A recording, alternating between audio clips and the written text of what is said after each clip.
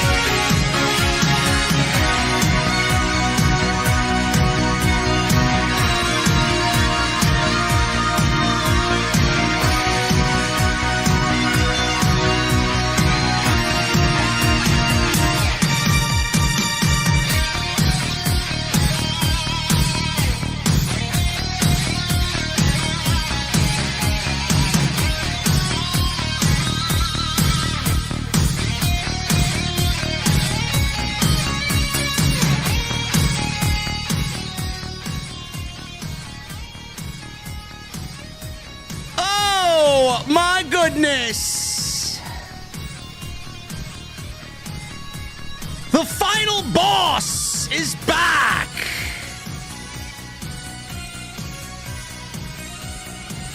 ain't talking about The Rock.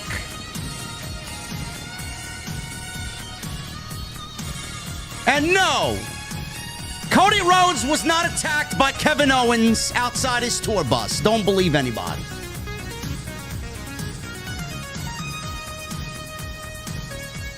WWE presents Bad Blood. From Atlanta, Georgia. Hotlanta.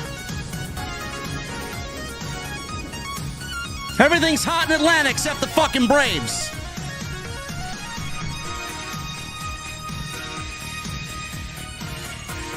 Hell in the Cell tonight with CM Punk and Drew McIntyre, man. Oh my God, what a classic.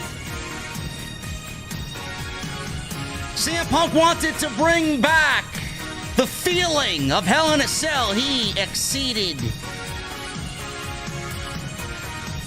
so many expectations. Cody teams with Roman against the Bloodline, but it wasn't enough. Jimmy Uso's back, finally. But you know who else is back? The Rock is back. And The Rock sends an ominous message to the OG Bloodline. Ladies and gentlemen, tonight we're drinking at the OTS venue. It's hot in here, man. We got 2,100 in here. I haven't even said a word yet.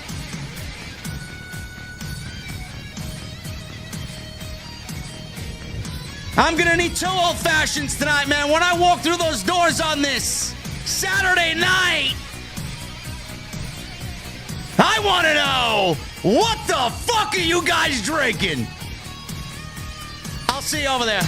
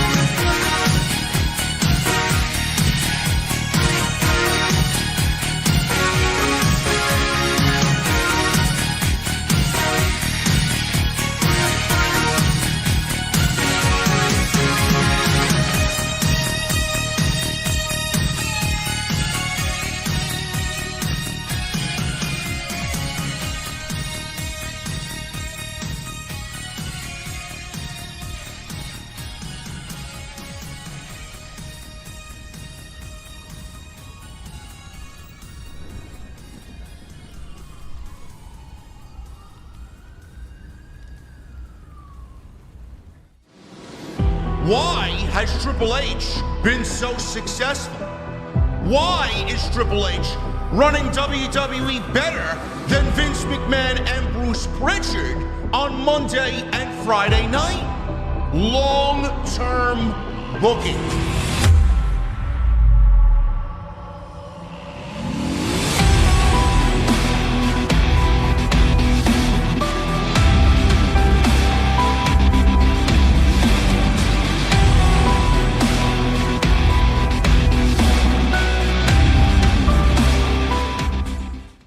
What is going on, guys? Thank you so very much for joining me right here on Off the Script. This is your WWE Bad Blood 2024 post-show. It is Saturday, October 5th, 2024. I am your host, JD from New York. As always, coming to you live from the OTS venue. Thank you guys so very much for joining us on your Saturday evenings, wherever you may be. And before we even get into anything here,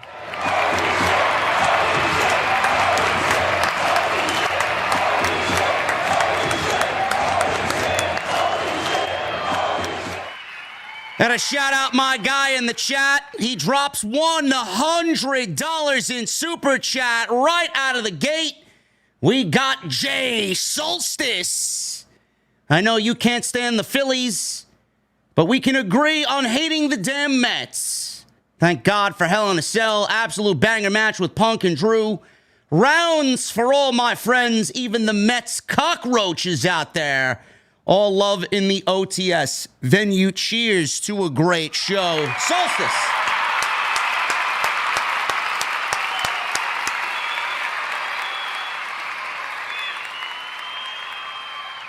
Absolutely, brother. Thank you so much for being here, man. We got near 3,000 in here on a Saturday night, man. Thank you so very much for joining me on your Saturdays, wherever you may be. Bad Blood. 1997, St. Louis. It was the first ever Hell in the Cell match between The Undertaker and Shawn Michaels. And as poetic as anything, Triple H earlier in the year announced that Bad Blood would be making a return to the WWE pay-per-view calendar to the day of the original show in St. Louis, where we saw Shawn Michaels and The Undertaker in one of the greatest matches in WWE history, with probably the greatest debut in WWE history, where we saw the Big Red Machine Kane finally confront his brother, The Undertaker. Years have passed, and the Hell in a Cell match slowly started to deteriorate and become less important. Vince McMahon ruined the entire structure. He ruined the entire gimmick. On some years, doing 3 or 4 Hell in a Cell matches in a single year, sometimes in a single show. CM Punk and Drew McIntyre have been embroiled in one of the best feuds in WWE all year, probably the best feud in WWE all year, one of the best feuds in all of professional wrestling all year, and certainly one of the best feuds that WWE has seen in the last decade.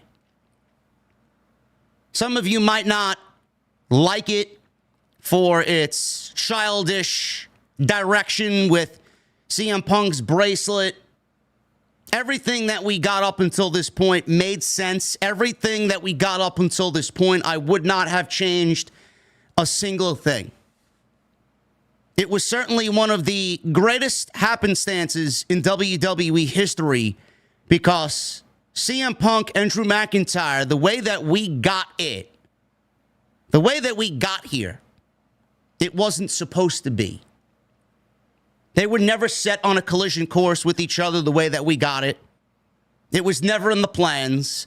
It came about because CM Punk came back to the WWE after 10 years, again, to the event, and competed in the Royal Rumble, where he went into that match and lasted all the way up until the final 2 with Cody Rhodes. But something happened in that match, and he got seriously injured, an injury that kept him out for the majority of this year, only to come back and be ready for SummerSlam in August. It is amazing to see how we got here. And I said it on social media. Nobody believed CM Punk was going to be back in the WWE. If you had that on your bingo card before the last couple of years, I don't think anybody would have guessed that CM Punk would be back in WWE. My camera's frozen. Hold on one second. There you go. Sorry, guys. My camera got frozen. I'm sorry. Not like I'm doing anything overly strenuous here. Nobody's bingo card had CM Punk back in the WWE. Nobody. He showed up at Survivor Series. He walks into the WWE. He enters the Royal Rumble. He gets hurt. It was supposed to be Punk and Seth Rollins. He's out the rest of the year. And WWE builds a feud with him and Drew McIntyre in a different direction. from what they had originally planned for CM Punk. And this is the end result. Months and months and months and months of story had gone into this. McIntyre and Punk and McIntyre back and forth on the microphone. Punk showing up at WrestleMania. Punk showing up in Scotland. Punk showing up at Money in the Bank. And look at where we got. All that story built month over month over month over month over month into SummerSlam, into what we got today. Berlin with the strap match, into Hell in a Cell. Everything that I've seen, everything you've seen, what is the biggest thing that stands out? Why did this match feel so important? Why did this feel larger than life? Why was it so emotional? Why was it so brutal? Why did everything just jump off the screen tonight? I'll give you one guess, folks. I'll give you one guess. Story. Story is everything. The reason why we got to tonight and the reason why tonight was special is because of story. That's it. There's no other way for me to put it. What CM Punk and Drew McIntyre did tonight, they revitalized a dead concept that Vince no longer gave a shit about. They went into something sacred. They brought back what was a huge part of all of our childhoods. They went back into 1997. They even dug into the WrestleMania bag at WrestleMania 13 with Bret the Hitman Hart and Stone Cold Steve Austin in their fabled submission match. This Hell in a Cell match was a love letter from CM Punk and Drew McIntyre to us pro wrestling fans. Not only did they revitalize the Hell in a Cell, not only did they give us the best feud of the WWE calendar year, but this was a statement. This was a defining moment in the Paul Levesque era. Triple H basically let these guys go out there on a canvas that was totally destroyed, telling them go and revitalize it and go and do what my father-in-law killed. Bring it back to life. We saw blood, a lot of it. We saw violence. We saw destruction. We saw two guys go in there and sell the final chapter of their feud in the best possible way that we could get inside one of the most demonic structures that the entire company has ever seen.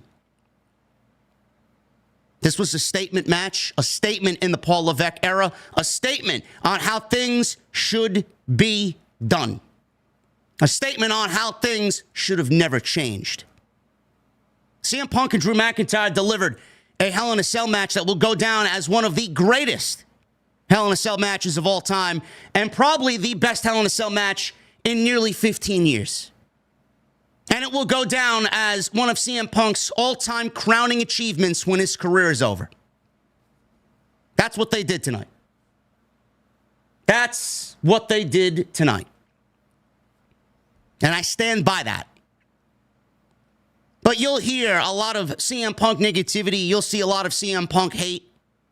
Oh, CM Punk is washed. Oh, CM Punk don't have it anymore. Oh, CM Punk was never important. We don't need him on the other side. CM Punk just went out there and showed you how valuable, how absolutely irreplaceable he truly is when he is healthy.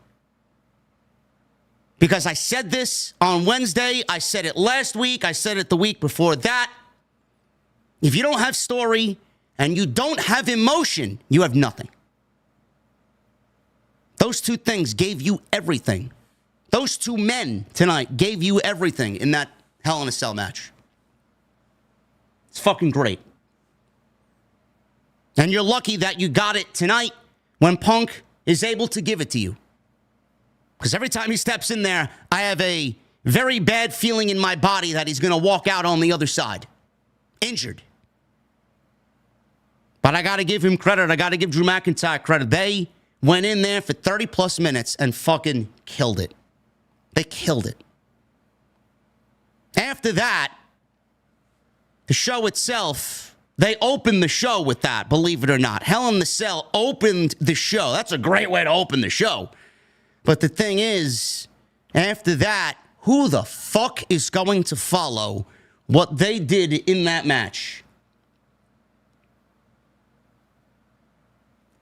I'm about to, you know what? I'm about to close the chat down. I really am. Because a lot of you guys are starting to piss me off. And I am going to close the chat down because, you know, you don't know when to quit. And to be quite honest with you, I don't want to see it. I don't want to see it. I don't know what the fuck you guys are talking about. I don't know. I don't know what you guys are talking about. Nobody got attacked. Nobody got attacked outside their tour bus. Nobody is bleeding. The Rock didn't attack anybody. KO didn't turn heel. Goodbye. You want to chat? Now you got to join the membership. Simple as that.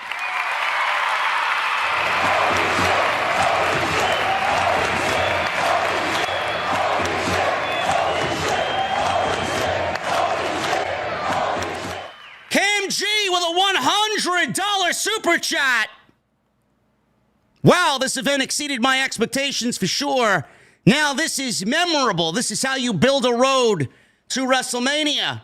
Hell in the Cell is back. That was a banger times 2. Much love, JD.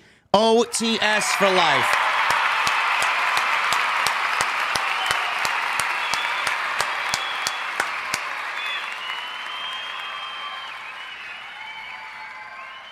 Did he really get attacked? Did he really get attacked? Is what I want to know. I gotta say, you guys are sending it so quick in the chat. I don't know whether it's a fucking troll or if it's fucking legit. I don't fucking know. Now my phone don't even want to work. My phone don't even want to tell me that Cody Rhodes got attacked. There's footage where? There's no footage. There's legitimately no footage. Where? Can someone send me a link in the chat, please? Oh, he did. Look at this.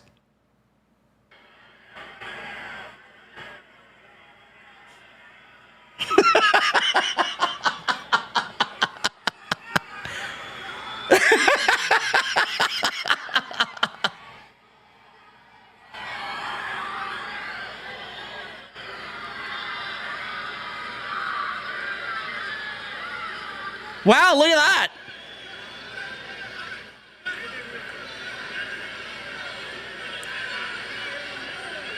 Well, why did that happen here, though? Man, Friday's gonna be something else. All right, I guess I could let everybody chat now, huh? Should I let the chat tonight on the stream? I apologize, everybody. What the fuck do you want me to say, man? It's a grainy clip from Wrestle Purist. What the fuck do you want me to say? I don't know what the fuck is going on. That's why he couldn't make it to the press conference.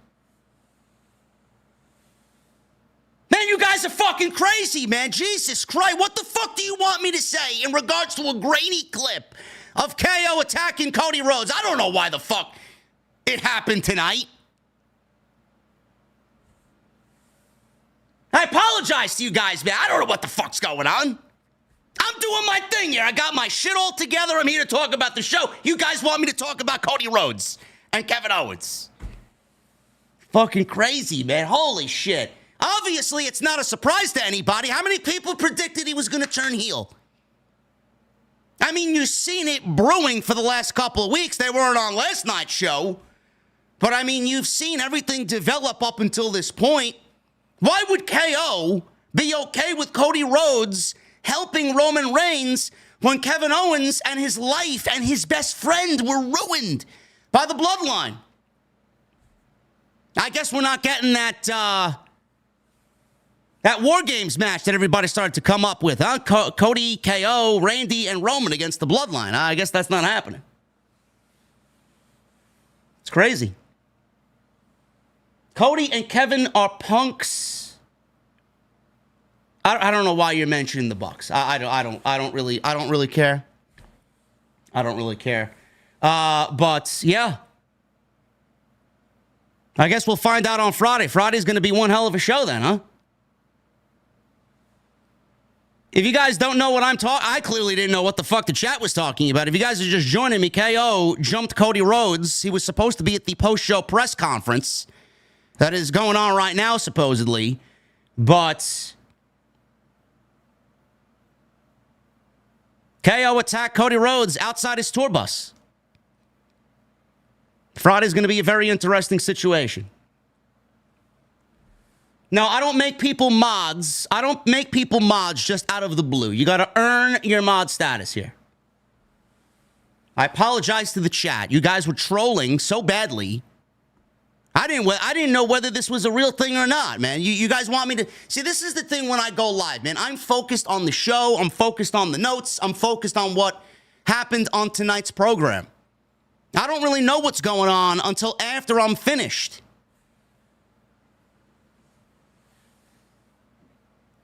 We'll figure it out. Everybody relax. Everybody relax. You got your moment in, right? You got your moment in the sun. I didn't know what the fuck was going on, so there you go. Fine.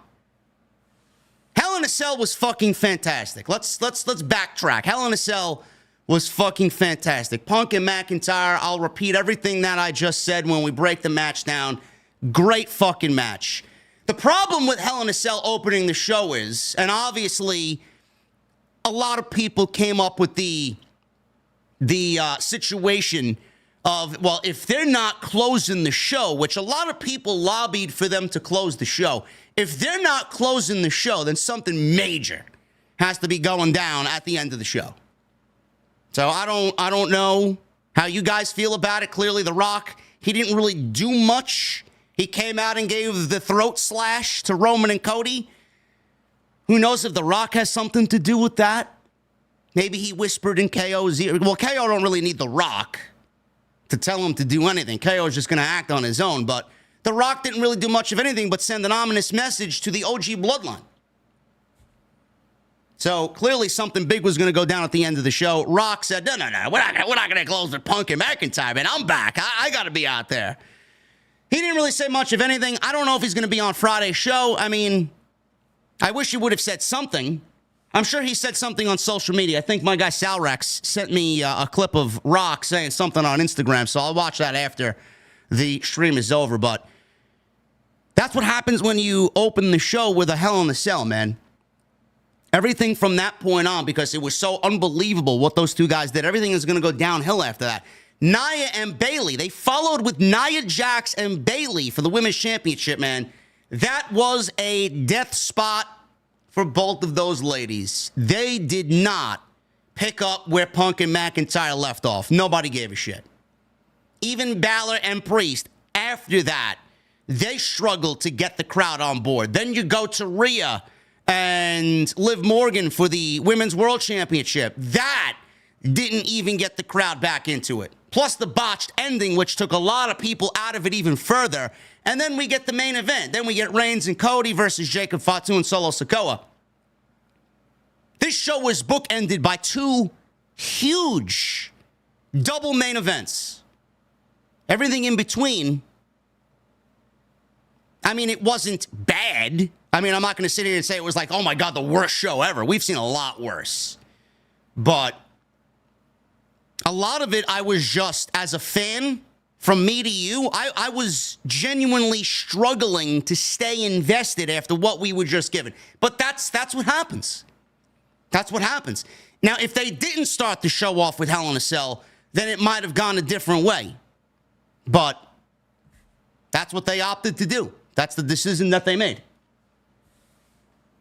That whole Hell in a Cell match just took everybody out of the show until we got to the main event. I don't know how you guys felt about it, but we're going to break this thing down because the two matches that we got at the start and at the end, they were more than enough to give this a thumbs-up show. Everything in between, it is very questionable and very subjective.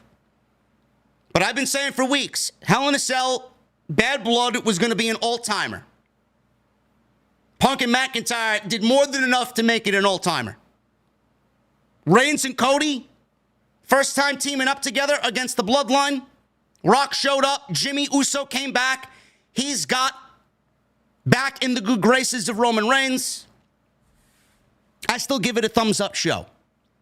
But WWE had a lot to kind of navigate through in the middle of that show to get to the main event because of how great Punk and McIntyre ended up being. So we're going to break this thing down. I appreciate you guys very much for joining me here in the Bad Blood post-show right here on the channel. We got a lot of support here tonight. Thank you guys very much. We got 3,700 people in the chat. I appreciate you guys very, very much. We're going to break this thing down like nobody else tonight. And let me get the nonsense out of the way. Super chats are open. You guys are already showing some unbelievable support. So make sure you guys get those super chats in. You let me know what you're thinking about Bad Blood. Let me know what you're thinking about Cody and KO. How you feeling about that? I found out a little late. I trolled the chat myself by taking everybody and benching everybody. I thought everybody was trolling me. Questions, comments, concerns. Sound off in the super chats, man. Love the energy so far tonight. Hit that thumbs up. We got 900 likes. I would love to see that at 2,000 likes. That is the goal. So if you're in the chat, have not hit the thumbs up, please do so. Helps me out tremendously. Go check out all the other content, man. We are on day 6 of constant content. Monday, Tuesday, Wednesday, Thursday, Friday, Saturday. I'm taking tomorrow off. I'll see you guys back on Monday, but what a week it's been, man. Busy, busy week, and next week's going to be even bigger because we got more. We got Title Tuesday, we got NXT, we got Raw, we got SmackDown. Tuesday Night Titans is going to be on Wednesday. We got Wrestle Dream on Saturday. The work never ends, man. The work never ends. So go check out all the content on the channel. Plenty of it. Follow me on social media at JD from NY206. Twitter, Instagram, TikTok, and Cameo. Hit that subscribe button down below. Turn on the bell for all notifications. Tonight's sponsor, we are sponsored tonight by my great friends over at Blue Chew. BlueChew.com, code JD at checkout. You want to be the final boss? You guys know what to do, man. Blue Chew. Code JD, free sample. All you got to do is pay the $5. Shipping and handling. David in the chat, VIP here on OTS. David says 2-hour Raw on Monday. We're going back to 2 hours, man. No more 3-hour Raws. And yes, we will talk about the Crown Jewel titles that Triple H said tonight was a huge announcement. And I apologize for my camera freezing. I did not know that was going to happen, so I apologize. Everybody flipped out about that, too. This is a new setup here, so I'm working out the kinks. I was messing with the camera earlier. Something happened, so hopefully it doesn't happen again, but I apologize for that little inconvenience. Hopefully it doesn't happen again. But I thank you guys for joining me here on the Bad Blood post-show. Love to see it. Love to see it. We are, right now, I guess, I should say, we're number one in the community by far. We got almost 3,600 people in here watching on a Saturday night. I love it. You guys are awesome. Thank you for all the support. Always, always, always. You guys show up big. When OTS is live and something big happens, you're always right here, and I love that, man. Thank you guys very much for all the support. First of all, I want to say Bad Blood being back is a great thing. I love that Bad Blood is back. It goes with my childhood. I remember I watched clips all day of that Kane debut inside Hell in a Cell, 1997, St. Louis. Bad Blood with 2 D's. It was B-A-D-D, blood, back in the day. Today we're spelling it proper. But that Hell in a Cell match, Shawn Michaels and The Undertaker, man, the reason why that Hell in a Cell match happened stemmed from the SummerSlam incident where Shawn Michaels accidentally hit The Undertaker in the face with a steel chair as the special guest referee, giving Bret the Hitman Hart the WWF Championship in New Jersey at SummerSlam that year. So obviously, the fact that The Undertaker got royally screwed out of the WWF Championship at the time, and Brett was a great heel at the time. There's no better way to settle their differences than inside Hell in the Cell. And it ended up being one of the best matches that WWE's ever done. A match that has stood the test of time. A match that has influenced how many performers over the years. You go back and watch it, it's still just as great as the first time you watched it. Man, did CM Punk and Drew McIntyre have a lot to live up to. Did they have a lot to live up to, man? I didn't think that they were going to do it. Honestly, I did not think they were going to do it. And that doesn't mean I don't trust Drew McIntyre or don't trust CM Punk. But given CM Punk's history and the fact that he's injury prone, he's been very good since he's been back. He looks fantastic. CM Punk is still just as valuable now as he was then.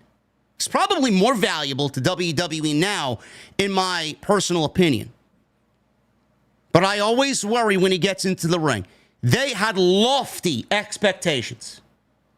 Lofty expectations to live up to what they were going after. Hell in a Cell was ruined. The match did not feel special anymore. The match did not feel violent enough. The match did not feel brutal enough. Some years, WWE, Vince, because it's all Vince, some years Vince would start a feud inside Hell in a Cell. I remember he started when Sasha Banks and Bayley feuded on the main roster. He started their feud on the main roster inside Hell in a Cell. Those are things, those are decisions I can't stand behind. This match is unique. This match is one of a kind. This match is something that we should not get all that often. It should be a rarity. If a feud calls for it, then we do it. I remember in Scotland when CM Punk showed up wearing a referee shirt, and some geek reporter at the post-show media scrum in Scotland after Clash of the Castle asked him, "Would you ever get inside a Hell in a Cell match?" CM Punk said, you want me and Drew McIntyre inside Hell in a Cell and I am still injured and we haven't wrestled one match yet? He said to that guy, plain and simple, good thing you ain't booking the fucking show. As soon as they announced Bad Blood, we knew Hell in a Cell was coming back. As soon as they announced Bad Blood, we knew who was going to be inside Hell in a Cell because there was no other feud on this show that would have warranted Hell in a Cell. Enter CM Punk and Drew McIntyre. The violence was brought back. The red cell is gone. Blood. Man, did WWE glorify blood tonight. All over Drew McIntyre's face. All over CM Punk's face. And they zoomed in on it, too. They were not afraid to shoot that blood dripping down Drew McIntyre's face. There was even a point where the referee had to get in there and wipe their faces clean because he was worried that they wouldn't be able to see. Drew McIntyre said, fuck that shit. He took the towel and threw it away. This is exactly what it needed to be. I loved everything about this. This was the perfect finale. This was the revitalization the Hell in the Cell needed. This shut up a lot of people about CM Punk. Shut up a lot of people about CM Punk. One of the best storytellers in the business, a guy that gets the emotion and feeds off of it. It feeds him. It makes him better. Blood. How many times do we see everybody on AEW television bleed buckets weekly? How many times do we see that in WWE? 0. If it happens, it's a bloody nose or a bloody lip or something happened where it's just a complete accident. WWE doesn't use blood. They don't allow their roster and their performers to bleed. Whereas Tony Khan goes out there and you'll see 10 matches on a show and 6 of them will include blood. It's not the way to go about things, man. It's not the way to go about things. The fact that we saw a lot of blood and they focused on the blood and they were not afraid to shoot away from the blood. They zoomed in on it. They glorified it tonight. It made it that much more impactful. It made the entire match, because that was one of the things that a lot of people cried about when Vince ran his administration running WWE. You would get performers going inside Hell in a Cell, going 20, 25 minutes, not a drop of fucking blood anywhere. But this is the type of match where you should expect that type of environment. CM Punk knew it. Drew McIntyre knew it. And they made it feel special. They made it feel special. And shout out to Drew McIntyre, too. I know a lot of people are going to be praising CM Punk tonight, and rightfully so, because he looked fantastic tonight. But shout out to Drew McIntyre, too, man. If you guys are going to be conducting your best of list, this match is certainly going to be on there. But if you're going to be conducting Wrestler of the Year lists, and you don't include Drew McIntyre in the top of those discussions for Best Wrestler of 2024 or Top Performer of 2024, you're going about it all the wrong way, man. Drew McIntyre deserves just as many flowers as anybody else this year. He's in that discussion with Will Ospreay and Swerve Strickland and Bryan Danielson and Gunther. He may actually be the top performer this year, because there's not many people who go out there and are given the story that he's given and they just nail it every single week. He did. So yes, Drew McIntyre absolutely deserves top billing when you sit down and conduct Top Performer in 2024. I know he will be for me. This match was incredible. Loved everything about it. McIntyre sent Punk into the cage. First of all, they went about just doing their regular entrances. McIntyre got his entrance. I thought Punk was going to come out with some maybe special theme. They went about it. It was serious as serious could be. The cell was already lowered. WWE, by the way, uploaded over 3 hours of the workers. I don't know when this was. I'm sure this was already constructed well before today. But they uploaded 3 hours of construction workers putting together the Hell in a Cell. You saw the actual process from one still cam on their YouTube channel, how the entire structure is built. So that was pretty cool. No, I did not watch all 3 hours. I can't sit there and watch all 3 hours of that. But they came out, they got their ring entrances. The cage was already lowered. The bell rings, and they meet in the middle. McIntyre starts talking shit to CM Punk, and they start going at it, brawling, punching each other. McIntyre sent Punk into the cage. The crowd chanted for tables. I said this last night. The crowd chanted for tables 2 minutes into the match. As soon as both guys go to the outside, "We want tables!" It's one of probably my least favorite chants in all of pro wrestling. You guys don't like the what? I hate the "we want tables." It is so forced. Every hardcore match, every no DQ match, every street fight, "We want tables!" Fuck out of here. What are we, 5 years old? So crowd chanted, "We want tables," 2 minutes into the match. Punk grabbed a table and a chair, but McIntyre used the chair on Punk. McIntyre used his boot to just squash Cody's face into the steel steps. McIntyre grabbed the wrench out of a toolbox. He did not grab the toolbox. He just grabbed the wrench. Punk ducked and stabbed McIntyre in the head with it. McIntyre ripped the legs off a table, tried to use it as a weapon. So a folding table came into play. So they got what they wanted, but McIntyre didn't really use the table the way that they wanted him to use the table. He ripped the legs off the table, started using the legs of the table as a weapon on CM Punk. He tried to do it again for a second time. Punk ducked it and started choking Drew McIntyre with the legs of the chair. He also slammed McIntyre on the upside down table, which was brutal because there's edging and there's like different parts on the table, steel beams underneath the table. He's just throwing McIntyre's back on top of the table that's flipped upside down on its front. Ridiculous. Punk then tried stabbing McIntyre with the legs. McIntyre eventually escaped.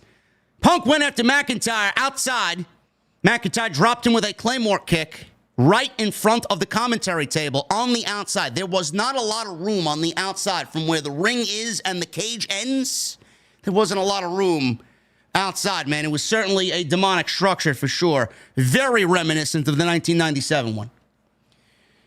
So he delivered a Claymore kick. McIntyre then long darted Punk into the side of the cage, which Punk sold, and he looked to be in tremendous pain. Punk came back. He was bleeding. He got up. There was a lot of blood, actually, in fact, on CM Punk's face. There was blood everywhere. McIntyre smashed his face with the steel steps and stomped his head on top of the steel steps. So Punk is just being brutalized at this point in the match, and there's blood everywhere. And this is where it really got turned up as far as the violence is concerned. McIntyre told Punk he would end his career. The camera zoomed in on him. He's going to end his career, and his wife is going to leave him, he said to CM Punk. These are the same words that he said on Monday when they met face-to-face. So he gets the wrench. McIntyre grabs the wrench and starts inflicting more punishment on Punk's wound with the wrench. So the open wound and the wrench. You can imagine what McIntyre's thinking as he's doing this. Brutal stuff. So the crowd's trying to get Punk back into it. He fought back. McIntyre cut him off with a big overhead suplex. Wow. A wrestling move in this violence. McIntyre set up for a Claymore, but Punk slipped out of the ring. McIntyre then went after Punk. Punk, as a last-ditch effort, he's on the outside, and McIntyre's going through the ropes. He's going to try and grab Punk and bring him back into the ring. Punk takes the actual toolbox that McIntyre looked for earlier and grabbed just the wrench. He took the whole toolbox and bashed McIntyre over the head with the toolbox. It made a great sound, hitting the flesh of Drew McIntyre, and as you would expect, that spot is what just made Drew McIntyre bleed buckets in this match. So blood is streaming down McIntyre's face. Punk repeatedly hit McIntyre in the head with the toolbox. Punk hits a bulldog, a GTS. McIntyre, though, he falls out of the ring. Punk could not make the cover after a nice string of offense. Punk got McIntyre back in the ring, but McIntyre nailed him with a Claymore kick out of nowhere. Goes for a cover, and he gets a near fall. McIntyre gets up from covering CM Punk. His face is just covered in blood. He missed another Claymore. Punk put him in a sharpshooter, which he kind of fell over in first, and then he applied it correctly. And the shot of Punk getting the sharpshooter on Drew McIntyre, and McIntyre trying to lift his body up as if he's doing a push-up. Obviously, it was a throwback. Noticed it immediately. I'm like, there's another Bret Hart reference by Mr. CM Punk. Another Bret Hart reference here as they did a nice callback or a throwback to WrestleMania 13. Bret the Hitman Hart, Stone Cold Steve Austin, the submission match in Chicago for that feud. That was another match that just transcended the business at the time. Ken Shamrock was the special guest referee. Just an iconic moment. You guys know the one with Austin just bleeding as Bret just applies more pressure in the sharpshooter, and he's just wrenching back on that sharpshooter, and you see Austin's blood just dripping down his face, man. Fucking great. That was very well done. Very well done. McIntyre, how he got out of it?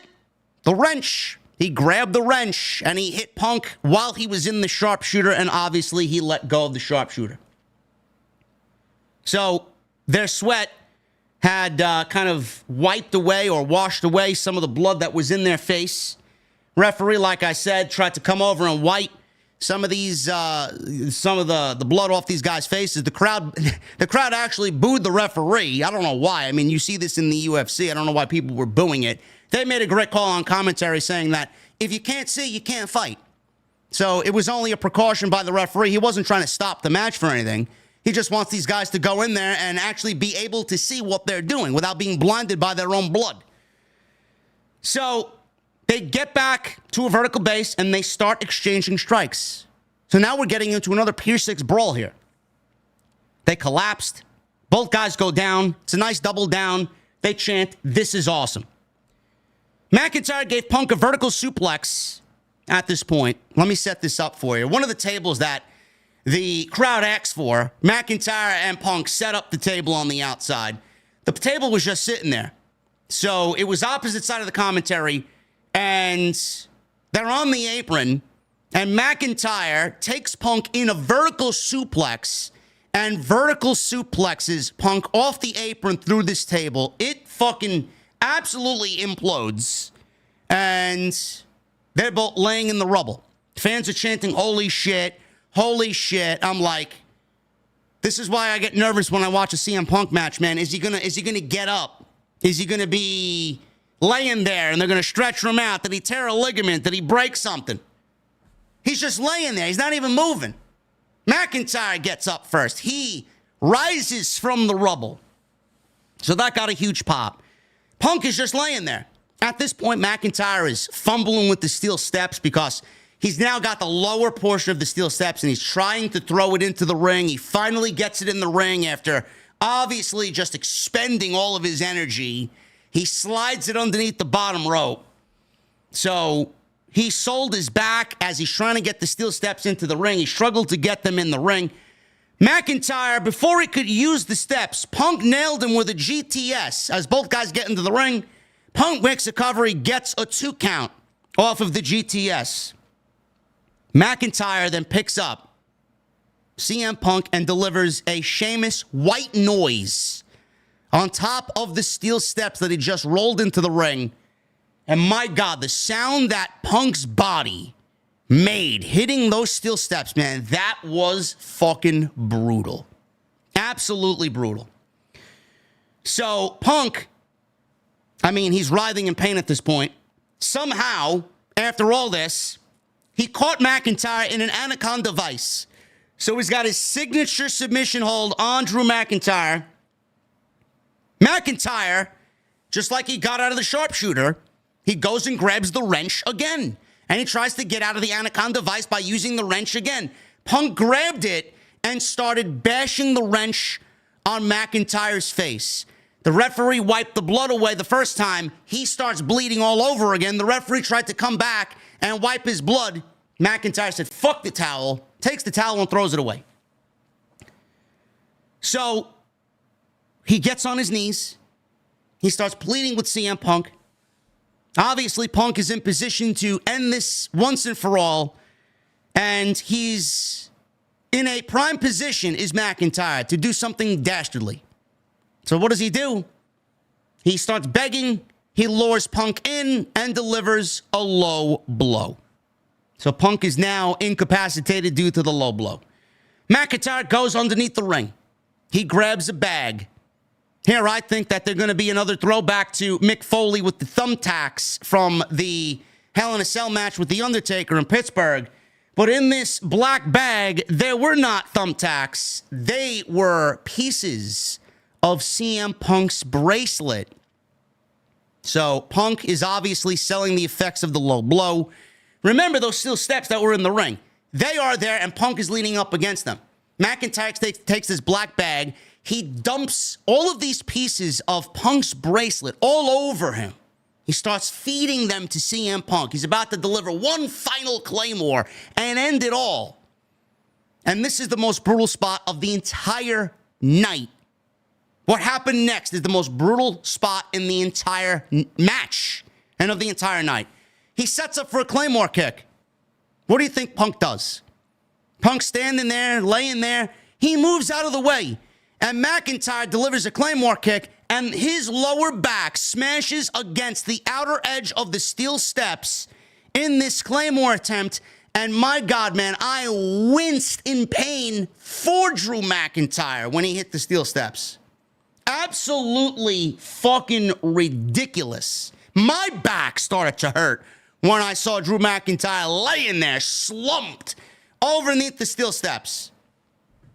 Crazy. Absolutely fucking brutal. At this point, McIntyre ain't going nowhere. CM Punk grabs a steel chain. He wraps the steel chain around his leg, around his knee. He shoves beads that are laid about in the ring. He shoves the beads of the bracelet in McIntyre's mouth. He picks him up. He delivers a GTS with the steel chain wrapped around his knee. connects flush in the face. He goes for a cover. 1, 2, 3. And CM Punk beats Drew McIntyre in a classic Hell in the Cell. Unbelievable. The feud is over. It is all over. How many times have I told you, man? It's in the intro. It's in the intro to every stream. After I have my beautiful dark horse hit the streets and I'm in the car and I give you guys my spiel in the intro. You see the outside graphic of the venue, and then the graphic ends and we go right into the intro, man. What's in the intro? What is the message in the intro? Long-term booking. Long-term booking is something that I've preached for the last couple of years. It actually started out in AEW where Vince McMahon wasn't doing it. Now the roles have reversed. Tony Khan ain't doing it, but Triple H is. Pro wrestling is great. We're all here because we love pro wrestling. What makes pro wrestling even better? What makes pro wrestling even better is story, emotion, feeling. There's not many people that make you feel in professional wrestling. Most of these men and women, they want to go out there and have banger matches. Anybody can go out there and have banger matches. Banger matches are a dime a dozen. It's like a drug addict looking for their next fix, that next hit of whatever. How great is that high, and how long does that high last for that drug addict? Not long. They're right back at it as soon as that first hit wears off. They want another one, and they want another one, and they want another one. Tony Khan's like a drug addict. He's like a drug addict. He can't get enough of it. Banger matches, banger matches, banger matches. Before you know it, there's not going to be any more stuff for Tony Khan to get his fix. You know what's always going to remain? Long-term booking. The reason why this match, the reason why this feud ended the way that it did, felt the way that it did, and lasted as long as it did is because there was story, there was emotion. Every emotion that a human being can feel, this feud had it. Did they do too much of the bracelet aspect of the story? Sure, but it all made sense. CM Punk was looking for revenge because McIntyre was the one who was taking credit for Punk's injury. He came back and said, what? I'm back to not make friends. I'm back to make money, and I'm back to win the World Championship, and I'm back for my WrestleMania moment that the previous administration did not give me. McIntyre gloated that he took that away from him. So, of course, Punk was going to be looking for revenge. So what did he do? He waited until WrestleMania. That was strike one. And then he waited for Money in the Bank. That was strike two. And then that strike three came in Scotland, which was the biggest strike of them all because McIntyre had the World Championship won. And Punk was there and took it away from him. 3 strikes and you're out. CM Punk didn't have anything to lose. He didn't have a World Championship for McIntyre to go out there and take. He didn't have anything. The man was injured. The man just got back here. He didn't even have one fucking match yet. So what did McIntyre do? He went and made it personal. What else did Punk have to lose? He had his bracelet. The most important thing to CM Punk's world is Larry and his wife. No matter how childish it may sound, the bracelet meant a lot to CM Punk. So what did McIntyre do? He made his mission about CM Punk, the bracelet. I'm going to take this bracelet. I'm going to take your bracelet. I'm going to destroy you, and I'm going to destroy that emotion you feel for your family. Because I don't have anything else to take from you. The bracelet and then his career. I thought they played everything perfect. The bracelet aspect of it might have been a little bit too much, but it fit the overall story. And when Punk finally got his bracelet back in Berlin, what did McIntyre do? He took the bracelet back, broke the fucking bracelet, and fed the remnants of the bracelet to CM Punk the very next night. Then that's when the switch and the intensity was just changed for the entire story, which is how we landed inside Hell in a Cell. This entire feud, when you go back and look at it,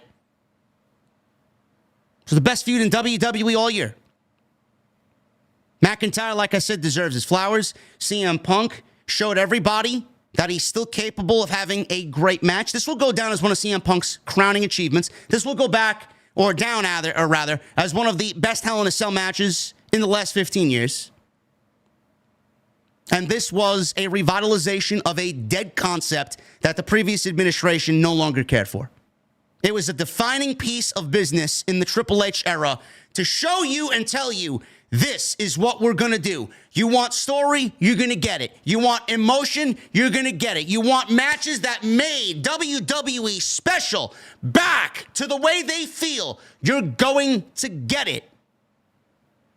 You want things to make sense. You want blood. Blood. When it counts, you're going to get it.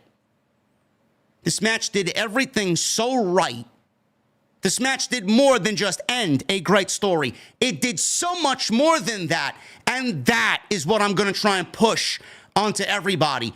What you did not get, what you found to be special was destroyed. And now this administration is bringing it back. They brought it back. Punk wanted to make this match feel special again. He exceeded everybody's expectations. CM Punk, what does he do next? Clearly, he's going after the WWE Championship, World Heavyweight Championship. He mentioned Gunther. He's eyeing Gunther. He's going to get Gunther. Gunther versus Punk at Survivor Series in Vancouver, November 30th. It's going to go down. What happens at that point, I don't know. I don't. But my question is, an even bigger question is, if Punk and McIntyre are going to exist on the same brand, is it really over after this match tonight? Going into Monday Night Raw, is it really over? If you're Drew McIntyre, do you really want it to be over?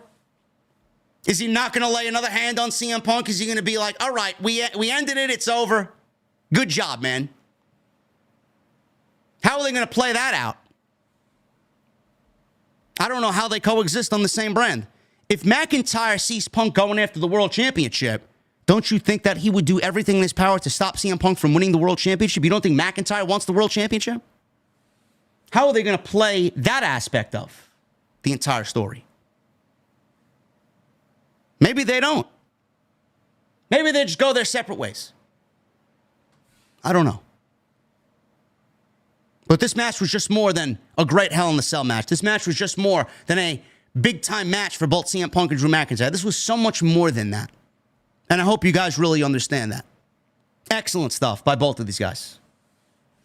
Now, after that, it should be on its way to being a banger show, right? I don't know how anybody tops what they did inside that Hell in a Cell. Nobody was going to top what they did. I think WWE really knew that, which was one of the downfalls of doing this match first. There was legitimately nobody up until the main event that was even going to come close to topping what those guys did. So we go from that to Nia Jax and Bayley for the WWE Women's Championship. Before that, we got Jacqueline Lillian Garcia and Booker T shown in the crowd. WWE invited several legends to Atlanta for Bad Blood tonight. These were the first three that were shown on camera. Kathy Kelly interviewed Bianca Belair, Jade Cargill, and Naomi. They were the hosts of Bad Blood, and they were up in the suite. So they were having a party. Jey Uso was up there. Diamond Dallas Page was up there. X-Pac was up there. So everybody was having a good time. What the fuck are they drinking? I don't know. I don't know. So there was a party in the suite with fans and a few active and a few former wrestlers. Like I said, Jey Uso, DDP, X-Pac, all up there partying. Naomi gave Jey a shout out, wished Bayley the best of luck in her match. Bianca Belair sarcastically said, yeah, go do your thing, Bayley. She really does not like Bayley at all. So they're really playing that up, and I wonder if that has any storyline implications for what's going to happen with Bianca Belair and Jade Cargill on those tag team championships. We'll see. Nia Jax and Bayley for the WWE Women's Championship. There was no way these ladies were going to follow Hell in a Cell, but they tried. They tried. And this match, to me, felt very, very off. And I know I'm not the only one that felt that way. This match was a roller coaster. Was it bad? I don't want to say it was like the worst thing I've ever seen, but there was one point in the match, and I'm talking specifically about big moves. There was one point in this match where I asked myself, I don't know who's doing what. I don't know if Bayley is doing offense to Nia. I don't know if Nia is doing offense to Bayley. I don't know. There were some moves in this match that were executed where I genuinely had to think, who took the brunt of this offense? Most of it was one big botch, in my honest opinion. I don't know if you guys felt that same way, but this entire match felt off to me. I didn't give a shit about it going into SummerSlam, and I certainly didn't give a shit about it coming into tonight's show. So Nia Jax dominated for the first couple minutes of this match. She set up her finish. Bayley got underneath and set up for a powerbomb. Jax... Commentary tried to play this off as Nia Jax countering Bayley's powerbomb out of the corner into a Hurricane Rana. No. I actually laughed my ass off and I said, no, that was not a Hurricane Rana. This was basically Bayley throwing herself from a, whatever the fuck you call it, from Nia Jax, pretending like Nia did a Hurricane Rana. No, thank you. This was not a Hurricane Rana. Bayley did not get tossed over in a Hurricane Rana, and Nia is in no possible way, shape, or form delivering a fucking Hurricane Rana. No. Give me a break. It was a bad idea. I don't know why they thought it. I don't know why it made it into the match, and it did not look good. Bayley hits a sunset flip powerbomb into the corner, and Nia landed on top of Bayley. Again, I don't know what was going on. We got the Hurricane Rana spot. We got that sunset flip powerbomb spot. Bayley tried to do it to Nia, but then Nia just landed right on top of Bayley again. I don't know if that was really an offensive maneuver from Bayley because Nia didn't take the worst of it. Bayley got the worst of it. So after the sunset flip powerbomb, Nia Jax charged at Bayley outside, but she moved, and Jax crashed into the steel steps. Bayley then hit an elbow off of the steps, which looked great. That looked great on the outside. Nia Jax, she powerbombed Bayley on top of the steel steps, and it looked like it was very, very weak, very soft-looking powerbomb on top of the steel steps. Meanwhile, we're getting fucking white noise by McIntyre on CM Punk on top of the steel steps. McIntyre's missing claymores and having his lower back absolutely destroyed on the steel steps. Here we got Nia Jax. It's like she put Bayley down to sleep on a nice comfy bed. If you're not going to execute the move, then I don't know why we're executing the move. Then she takes Bayley and throws her into the barricade, which actually looked a lot more devastating than the powerbomb spot on top of the steel steps. Nia Jax followed with a Samoan drop for 2. Bayley followed with her own Samoan drop, which looked impressive. Jessica Carr, I don't know what happened here. Jessica Carr got in between these two ladies, and something happened. I don't know what Bayley was going for. She knocked Nia silly with something. I forgot what it was, a punch or a kick or some type of big strike. And Nia's all dizzy, and she falls on top of Jessica Carr and squashes Jessica Carr, falls flat on her face, does the referee, and Nia squashes her in the middle of the ring. So we got no referee. With everybody down, Tiffany Stratton's music goes off. She runs down the aisle with her briefcase. Stratton tries to wake up Jessica Carr. As Nia Jax is laying there, she sees Tiffy standing there, handing the briefcase to Jessica Carr, wanting to cash in. Nia Jax sits up like the Undertaker. And she looks at Tiffany Stratton, and she looks at the referee holding the briefcase. Jax confronted Stratton, who was pleading with her. No, I wasn't going to cash in. I wasn't going to cash in. Yes, you were. I hoped you did. Bayley used this distraction, applied a roll-up on Nia, and only got a 2 count. Bayley went to the top, but Stratton threw the briefcase at Bayley, who was distracted by this. Bayley caught it, threw it back. She was obviously taking her eyes off of Nia Jax. So Nia Jax jumps up to the second rope and delivers a second rope Samoan drop. Nia Jax quickly dragged Bayley over to the apron, positioned her for the Annihilator. And that was it. 1, 2, 3. And Nia Jax retains the WWE Women's Championship. They tried. It wasn't terrible, because we know what terrible is. It wasn't good. But I was actually kind of disappointed that Tiffany Stratton did not cash in the briefcase. I thought we were certainly getting it tonight with everything that we've been building to up until tonight. I thought we were going to crown a new champion, and it wasn't going to be Bayley. Tiffany Stratton should have cashed in. Tiffany Stratton should have walked out of Bad Blood, the new WWE Women's Champion. My point is, why I say this, is because Nia is not doing anything really all that interesting with the championship. This is now the second time that we've gotten Nia and Bayley competing for the Women's Championship. This is the same match that we got at SummerSlam. There isn't any top-tier story on Friday night. There isn't anything uber exciting at the top of the card for the women's division for this championship.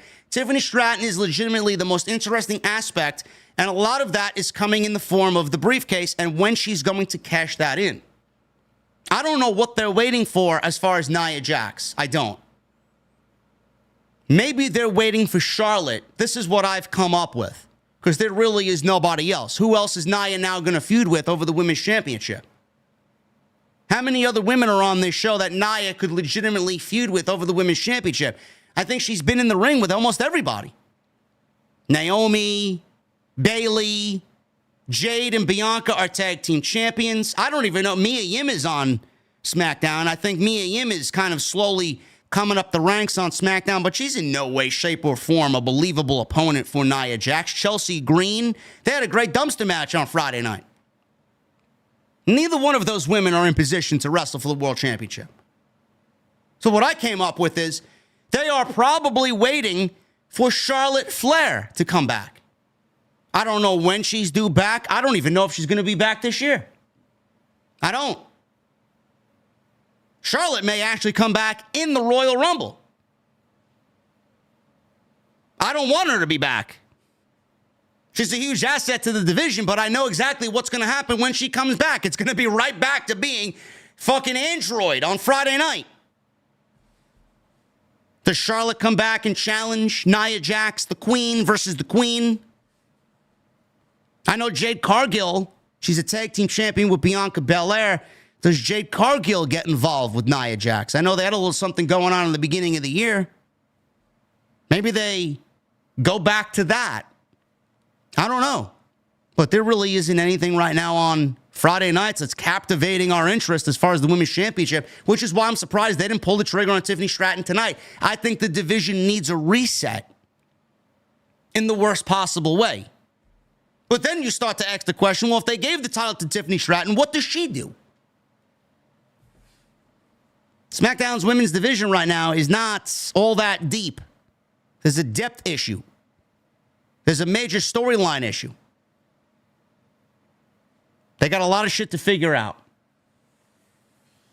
So we'll see what happens. But Tiffany Stratton teased the cash in. Not tonight. Nia retains There was no way these ladies were following Punk and McIntyre. The whole match to me felt off. It felt like one big botch for 12 minutes. Xavier Woods, he plugged the new Dragon Ball Z video game, which was the sponsor for the next match, which was Damian Priest and Finn Balor. Two members of, or Damian Priest rather, was a former member of the Judgment Day. Finn Balor is now the leader of the Judgment Day. So it's ex-member of the Judgment Day versus current leader of the Judgment Day. We got more legends. X-Pac, he came down from the party. Tully Blanchard and Arn Anderson were shown in the crowd. Oh, my goodness. Let those Tessa Blanchard rumors now commence. Arn Anderson, man, he's back. I'd love to see him attached to Cody Rhodes in some way, shape, or form. I think that would be great. Arn Anderson leading Cody Rhodes as a manager on Monday night, or Friday night, rather. I think that would be great. They showed Quavo, Lil Baby, and Metro Boomin in the crowd. Michael Cole apparently is up on his rap game. I am not. I never heard any of these individuals before tonight. Damian Priest and Finn Balor, one-on-one. This went 13 minutes. Finn Balor entered wearing a mask, and he had his F logo painted underneath his left eye. There was a good spot early on where Damian Priest caught Finn Balor with a right hand, and he came off the top rope. Balor really sold the effects of this, and Priest sold it like he hurt his hand. Balor, he takes control of this match. Priest fought back. We got some strikes by Damian Priest, which led to a broken arrow. That's his Falcon arrow. He calls it the broken arrow. You got a 2 count. Damian Priest avoided a sling blade, hit a clothesline for a 2. Damian Priest used kicks, and Balor came back with a kick of his own, a nice Pele kick.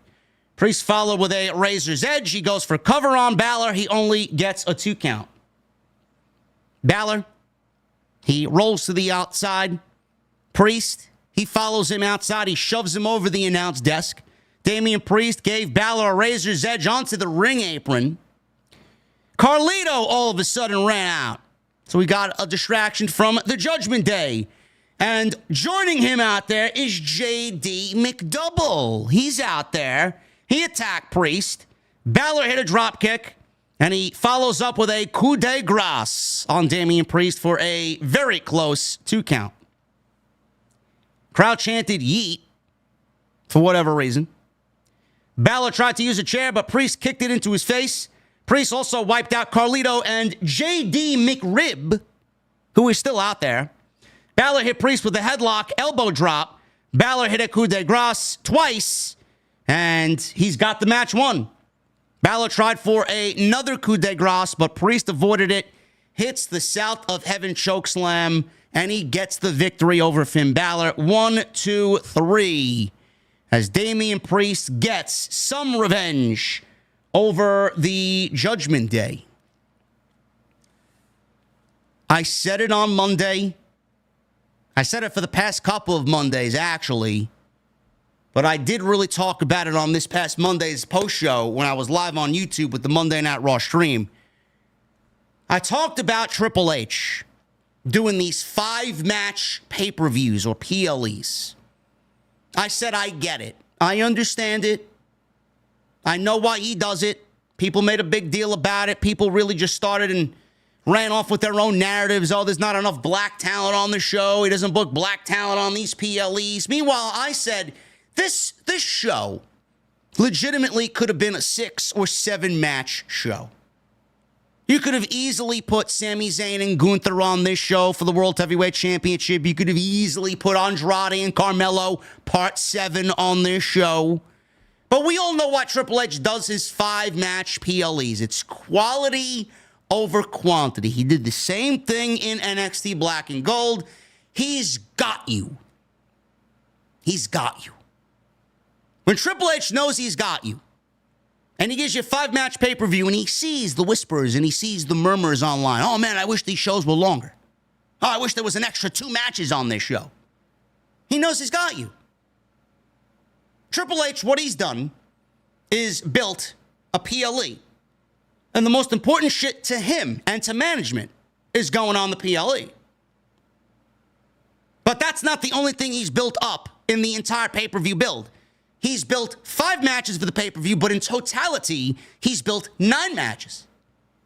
He wasn't going to give you all 9 matches on pay-per-view, but he's got Raw to worry about. He's got SmackDown to worry about. So we got Jey Uso defending the Intercontinental Championship tomorrow against Xavier Woods. We got Sheamus versus Pete Dunne in a barroom brawl or Donnybrook match. That could have easily been on this show, too.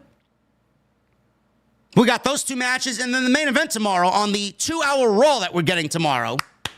Can't wait. Man, it's going to be so weird coming on here at 10 o'clock live instead of 11. Gunther will defend the World Heavyweight Championship against Sami Zayn in the main event. Gunther versus Sami Zayn should have been on this show tonight. Gunther versus Sami Zayn should have been on this show instead of Damian Priest versus Finn Balor. This was a TV match. So was Nia and Bayley. I would have absolutely took these 2 matches off, put them on their respective brands. I would have put Gunther versus Sami and Sheamus versus Pete Dunne on this show. If Triple H needs to be fucking called out on something, it's the quality of matches that he's putting on the pay-per-view and leaving some of the good ones off. 5 matches in totality for the show is fine. But then you want to give me Nia Jax and Bayley and pretend like it's some big fucking deal while the match fell flat. Then you want to give me this match, which I think Damian Priest is doing the best work of his fucking career this year. Balor is great. But did this come off to you like a pay-per-view match? No. No, this came off like a TV match on PLE.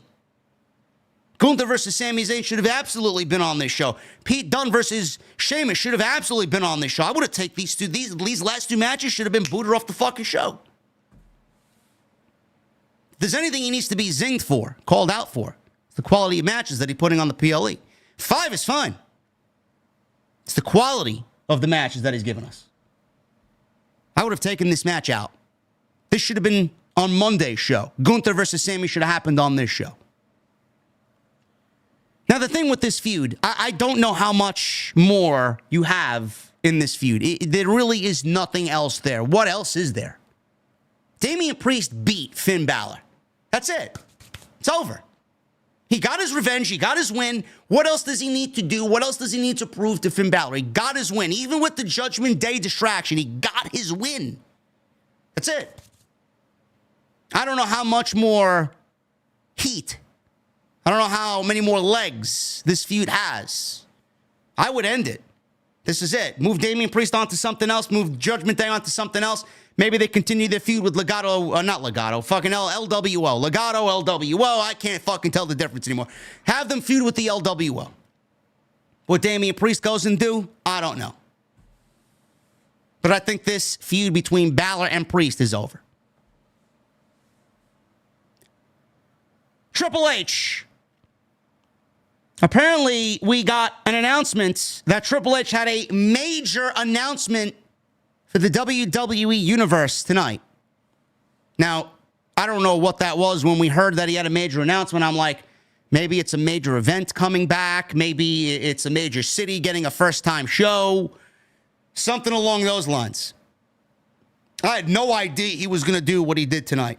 And what he did tonight, it actually was met with a lot of dissatisfaction. Triple H came out.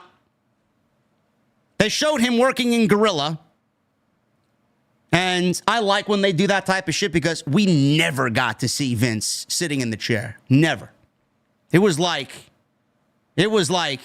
a rarity to see Vince sitting anywhere backstage. They're just so willing and free with it now, you know? So they show Triple H sitting there.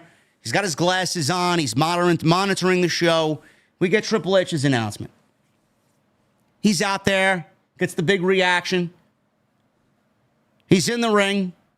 He says, it's hard to believe it was 30 years ago that he was living up the road while terrorizing WCW.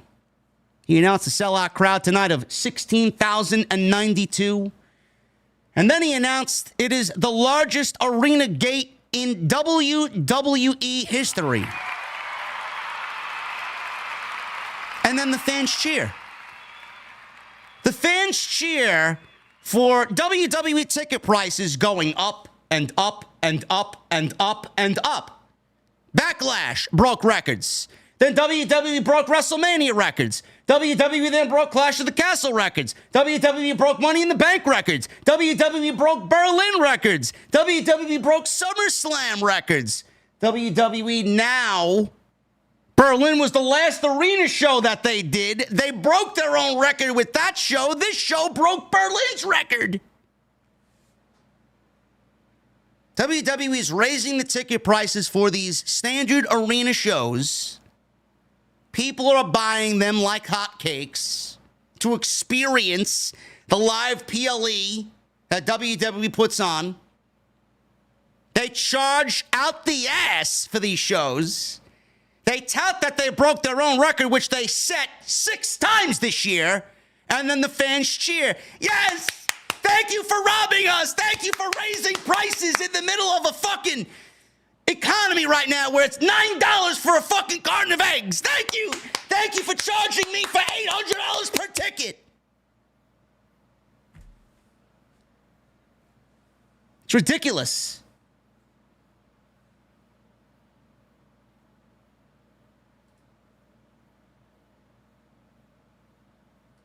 Fred32 in the chat, man. Here's your 5 seconds of fame. Shut the fuck up. You're in my chat. You do what I say. You follow my lead, bitch. I don't have people to answer to. You sit, order a fucking drink. I'll have Jesse give you a sippy cup, bitch. Drink your orange juice and shut the fuck up.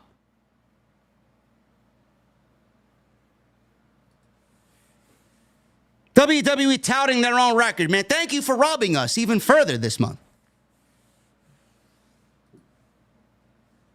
Fred doesn't think I look at the chat. The chat is legitimately to my right. I see everything, Fred.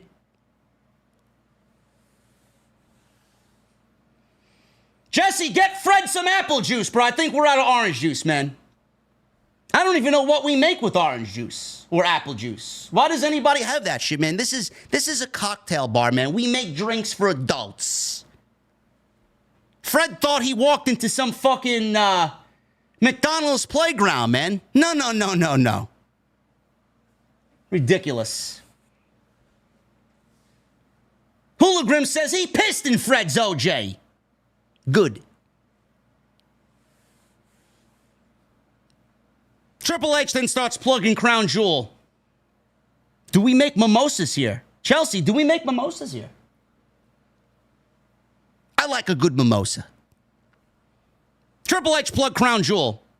This actually was met with some boos. So, Hunter making an announcement and him getting booed, man. Only Saudi. Only Riyadh, Saudi Arabia. Hunter said the event would feature the WWE Champion facing the WWE World Heavyweight Champion. And I'm like, uh-oh. Here I am going on some nice spiel about long-term booking and booking with feeling and booking with emotion. Thanks for making my entire speech at the beginning of this fucking show, Paul, meaningless now. WWE Champion versus World Heavyweight Champion. This would be for both men and women. There's a new title coming to just Saudi. This is not a new title in WWE. This is not going to be defended at any show but Crown Jewel every November. Or competed for, I should say, every November. The winner would be crowned as the Crown Jewel Champion. WWE Championships held by their respective champions would not be on the line, but there would be a definitive winner The Crown Jewel Championship was then unveiled. He pulls the black cloth off of the championship. It is a huge title, a very, very large title. He says it has 50 carats worth of diamonds. He only unveiled the men's. He did not unveil the women's. I can't imagine the women's is the same size as the men's. But I don't think this is going to be something that the men or women are going to be carrying around with them. This is specifically for Saudi and Crown Jewel. So Gunther interrupted. He comes out there. He said Bad Blood should have its world champion. Yes, his match with Sami Zayn should have been on this show instead of what we've been given up until this point, outside of CM Punk and Drew McIntyre. Gunther wanted to talk about the legends in the crowd. The crowd chanted for Goldberg, who was sitting in the crowd, front row, behind the commentary team with his son. Gunther mentioned his comment to Bret the Hitman Hart when WWE was in Calgary a couple of weeks ago for Monday Night Raw, that Goldberg was his childhood hero. That was one of the best moments of WWE television all year. He said that was a lie. The best wrestler on earth couldn't be impressed by a one-trick pony like Bill Goldberg. Gunther looks over at Gage, Goldberg's son, and told Gage that Goldberg must be a better father than he ever was a pro wrestler. So this pissed off Bill Goldberg, who got up, took his hat off, took his jacket off, jumped the barricade, and a bunch of security guards were waiting there to stop Bill Goldberg from advancing any further into the ring. Adam Pearce is out there. So all of a sudden, Sami Zayn came out to attack Gunther, but officials and security got in between them. Gunther bailed. Crowd started chanting for Sami Zayn. Goldberg gets into the ring, being that Gunther is now retreated. Triple H raises Goldberg's hand, and he posed for the crowd. Now, the whole story about Bill Goldberg is he's been looking for that one big retirement match. Nobody was willing to give it to him. He looked overseas, potentially at another promotion that was having this superstar-studded show. I don't know if that show ever took place. He was going to go on a whole retirement tour and retire the way he wanted.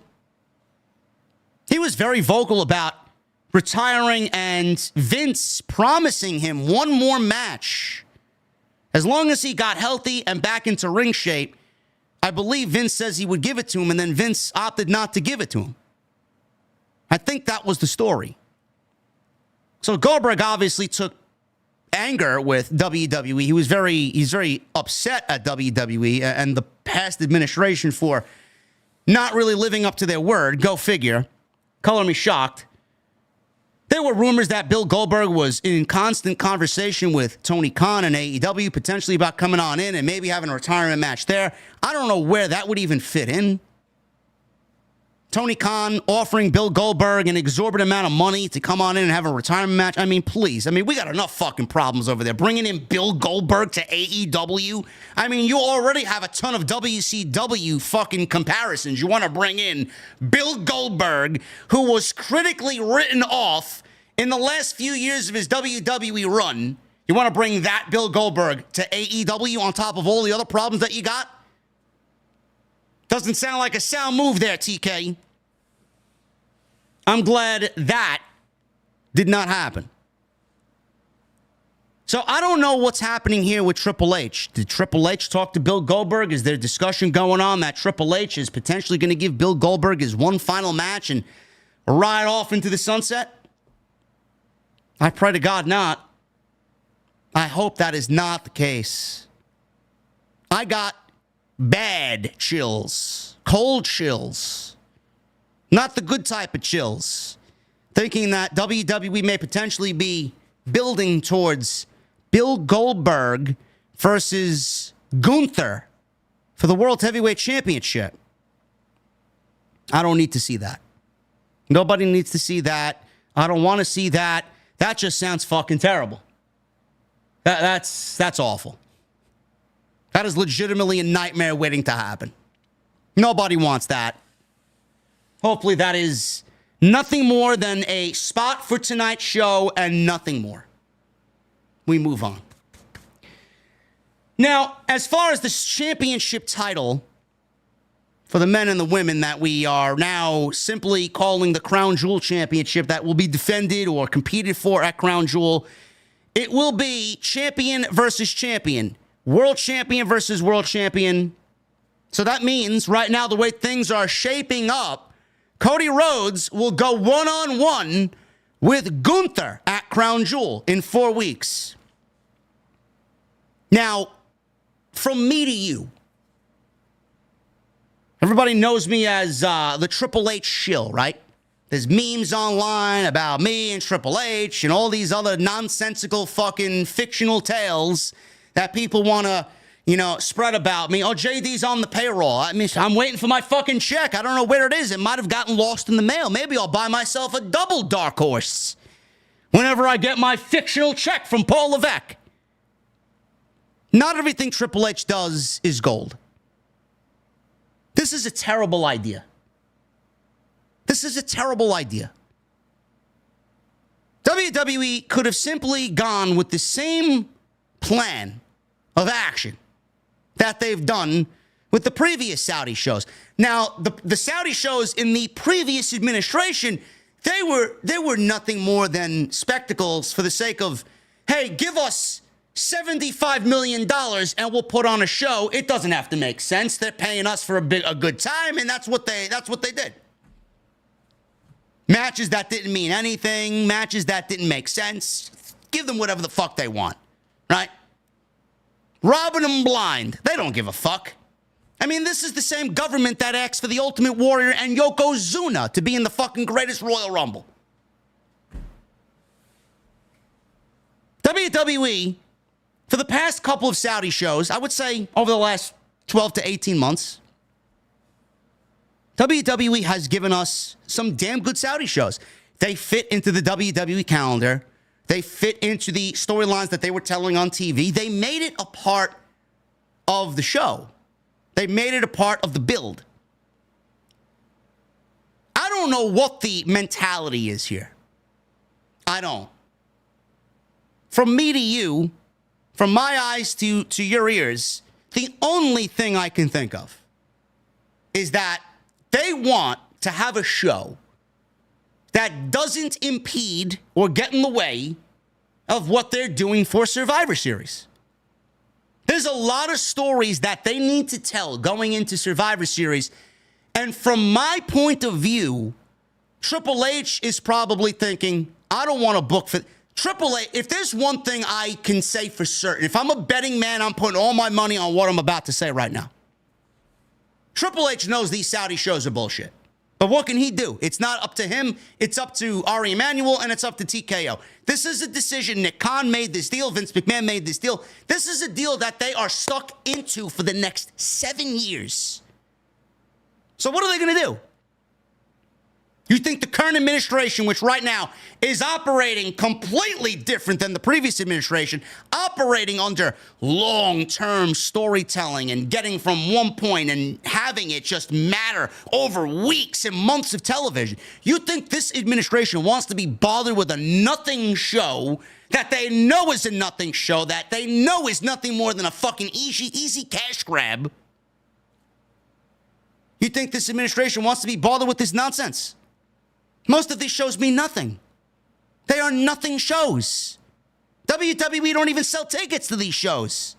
They make no money off these shows outside what they're making from the Saudi government. They got a nice fixed fee. They get their money. They're in and out. But most of the stories that happens on these shows, they don't really matter in the grand scheme of things. They don't want major stories to be played out over there. Why would they?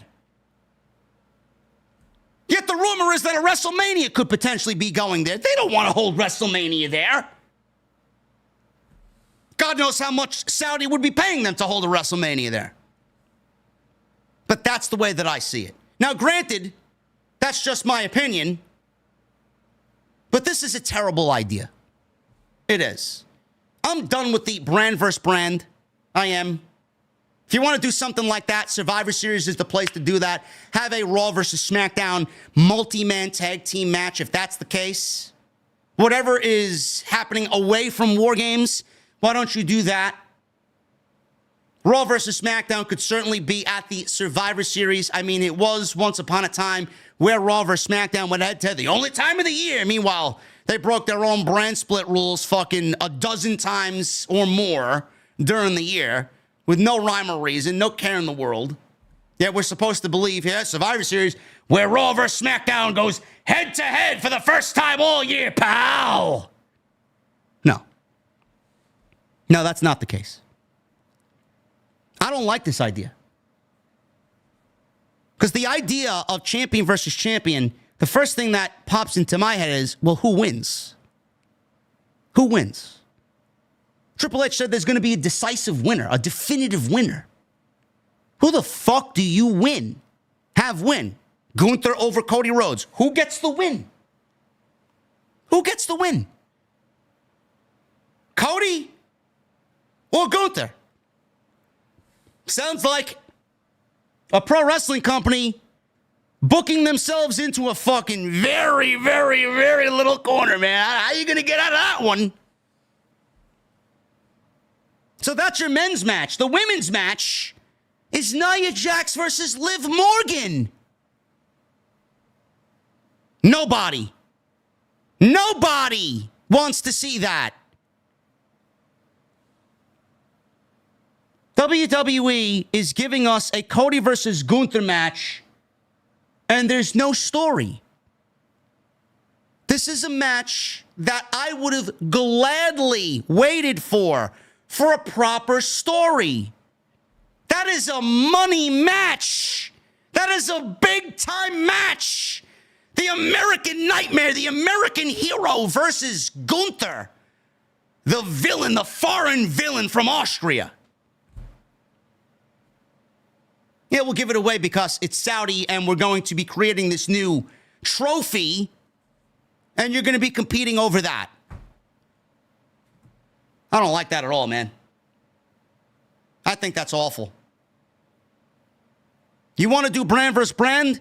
Then you do it away from the championships because you're only booking yourselves into a corner and making more problems for each other. And you do it at Survivor Series, a traditional 5-on-5 or a 4-on-4, or you want to do something along those lines at Survivor Series. No, we're going to create a fictional championship that is not going to be defended outside of every November, and we're going to do champion versus champion. You're asking for mistakes. You're asking for trouble when you start doing shit like that.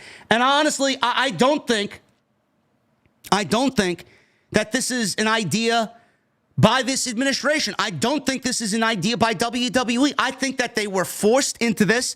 I think they had their hand forced, and I think they were forced to create this fucking meaningless title for the sake of the Saudi government. Saudi wanted something else. Saudi wanted a special attraction for their show only, and they paid for it, and WWE didn't have any other way to go about it. They already got King and Queen of the Ring. They already got championships on both shows. Now you're going to add this on top of that. So WWE every year, you could see what they're doing. They're trying to give these shows some level of importance while not having a lot to do with story going into each show. So you got the King and Queen in the Ring, which is going to be something that we get next year, and then you got this nonsense. WWE ain't doing anything super special on these shows. You're going to get these two major championship matches, and then you're going to get some B-level shit that happens on the undercard, 5 matches, in and out, and then we go back to the United States and start building towards Survivor Series. But once you start meddling in that champion versus champion nonsense, you're asking for trouble. I don't like it. I don't like it. I just got done talking about long-term booking, and here we are booking Gunther versus Cody Rhodes. They're on opposite brands. What story is there going to be? How am I supposed to care about this when I'm getting this match with no heat Because Saudi asked for something special for their shows. Yeah, let me create some bullshit title and put two of our biggest names in a match with no story going into it. I can't get behind that, bro. I can't get behind that. It would be unfair of me to do that when I criticize AEW for doing that, so now I'm criticizing WWE. This shit sucks. You don't give away a match like that for these people for that championship when it means nothing to your television show. Not a match like that. Terrible, terrible, terrible decision. DDP, Mickie James, and Scott Steiner were in the crowd. They showed Legends all night. Goldberg just got his hand raised by Triple H. And then they showed DDP, Mickie James, and Scott Steiner. There was another segment in the suite. Metro Boomin. Who? I don't know who he is. Metro Boomin was with Belair, Cargill, and Naomi. Kathy Kelly was about to interview him, but they all kind of held their nose and they couldn't breathe. In walks Chelsea Green. She didn't understand why they were all grossed out. Belair looked at her. Honey, you stink. Go take a shower. They're obviously still selling the effects of the dumpster match from last night on Friday Night SmackDown. She was there with Piper Niven. Piper Niven was standing there, and Chelsea asked her to leave with her. And then she told Chelsea, no, I want to stay and party. I want to stay and party. There you go. Chelsea Green. Apparently, she got rave reactions backstage after her performance with Mia Yim in the dumpster match. Good for her. It was a fun match last night. Women's World Championship. Monday Night Raw's biggest women's story. Rhea Ripley and Liv Morgan for the WWE Women's World Championship. Dominik Mysterio is suspended above the aisleway because he couldn't be suspended above the ring because above them was the Hell in the Cell. He was suspended in a shark cage above the aisleway. This was disappointing. So after Hell in a Cell, we just continue to slowly go in this trajectory downwards. The show never came back up above sea level until we got to the main event. Not that it was bad. I don't want to sit here and tell you it was bad. We've seen bad. Not emotionally invested in Nia Jax and Bayley. Don't care. Wasn't really all that into Finn Balor and Damian Priest. I couldn't get past the fact that I just felt like it was a Monday Night Raw match. I said that for weeks. I get why they put it on the show. It fits Bad Blood, but Sami Zayn and Gunther should have been on the show instead of Finn Balor and Damian Priest or Nia Jax and Bayley. It's just my opinion.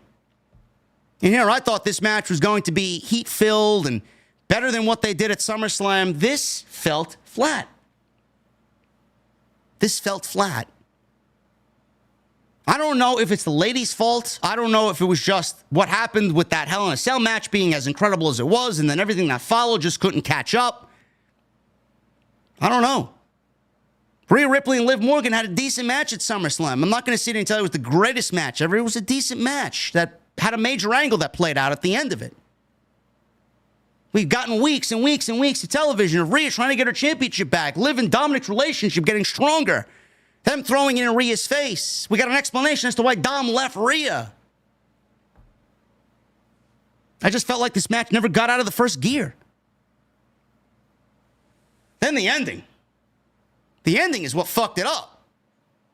Just nonsensical. What the fuck is going on here, man? Why is it so bad? I wasn't sure what happened at the end, if it was supposed to go down that way or if it was one big botch. Couldn't tell. The shark cage was suspended over the aisleway. Because like I said, the Hell in the Cell was still hanging above.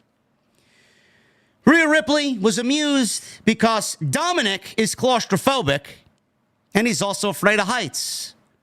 I am as well. Rhea Ripley was in control. Liv Morgan targeted Rhea Ripley's leg, which was the focus in the story coming into this match. Morgan legitimately missed a chop block, and Ripley did not sell it. So we're off to a resounding start here. Botch. Morgan tackled her by the leg and stomped it in response. Rhea Ripley fought back, hit a Northern Light suplex for a 2 count. Liv Morgan went right after Rhea Ripley's leg again, slammed it against the ring post. Morgan shoved Ripley into the barricade and hit her with a sunset flip powerbomb into the barricade. That looked brutal. Man, did Liv hit hard on her way down, and did Rhea Ripley hit the barricade, man. Back of the head, neck first, man. Looked great. Back in the ring, Morgan rolls Rhea Ripley back in. She climbs the top rope. She hits a top rope code breaker for a 2 count. That looked great, too. So I'm like, all right, we're off to a decent start here. Morgan went for Oblivion. Rhea Ripley countered by rolling through. Rhea Ripley tried a riptide, but her leg gave out. Morgan hit a crucifix bomb for a 2. So far, so good.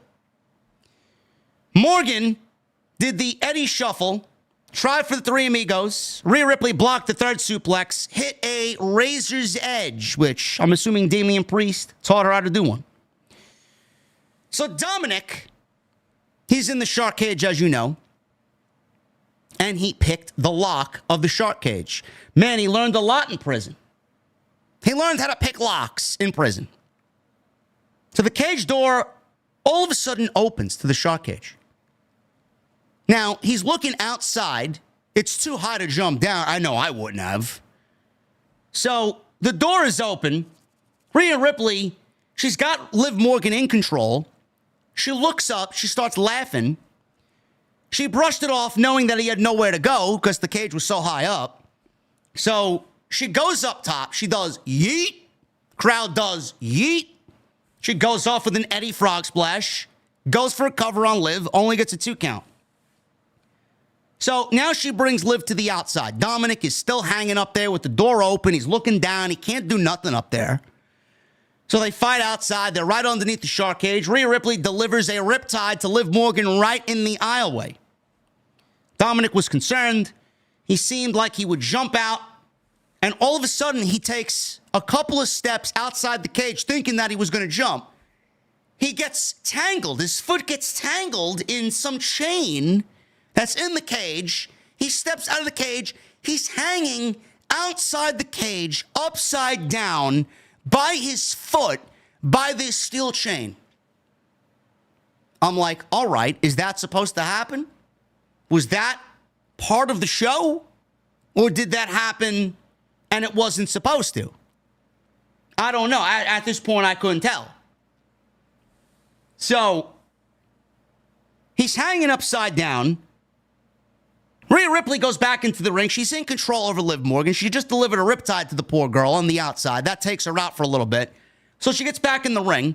Referee is counting. Rhea Ripley stops the referee count, and the referee is wearing one of them referee cameras that they started to implement into the show. Got a camera, got a microphone. We're looking at a POV camera from the referee's point of view, and he's staring right at Rhea Ripley. We got the microphone hooked up as well. Rhea says, you know what? I'm going to take a little bit of a timeout. I got business to take care of. I just need a couple of minutes with this guy. Referee says, I don't blame you. You deserve it. So the referee stopped his count to allow Rhea Ripley to go out there and play piñata with Dominik Mysterio. She goes underneath the ring, grabs a kendo stick. She's bashing him with the kendo stick in the aisleway. Referee's not counting. I guess it's referee's discretion. Like Rhea Ripley had the referee in her back pocket, paid him off. So while all this is happening, all of a sudden, he's getting killed with the kendo stick. Rhea Ripley's beating the shit out of Dominik. Raquel Rodriguez comes out of nowhere. She's wearing all black. She blasts Rhea Ripley from behind, causes a disqualification. She rolls Rhea Ripley back in the ring. She does her finish, which is a one-arm power bomb. She calls it the Tejana bomb. Rhea Ripley's laid out. Liv Morgan's already in the ring. Raquel takes Liv, places her on top of Rhea. The ref already called for the bell. So I don't know what the fucking point of throwing Liv on top of Rhea was, Michael Cole on commentary says, well, clearly that's not a pin. That's going to be a statement pin instead of being a legit pin. I don't know what I'm watching here. I didn't know if Dominik was supposed to fall out of the cage, the shark cage, hanging upside down. I wasn't sure what the fuck was going on. I expected Raquel Rodriguez in this match. I think a lot of us predicted she would come back here. Liv Morgan said on Monday, I might not be bigger than you. I might not be stronger than you. I said this on Monday. I knew this was going to come into play. You might be bigger than me. You might be stronger than me, but you're not smarter than me. And they really did play up the history between Liv and Raquel and Rhea. They really played that up. So I expected her in this match at some point. But the way that they went about it, man, what the fuck what did they do? What was that? Man, did they make Raquel look like a fucking dummy out there. The referee already ranked for the fucking, like she was lost. The referee ranked for the bell. She delivers this finish and then covers Rhea with Liv.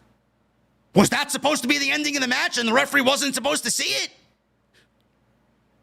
Did Dominik go out there, supposed to fall? The referee was supposed to be distracted by this, and then Raquel, I don't know, man. I don't know what the fucking ending was supposed to be.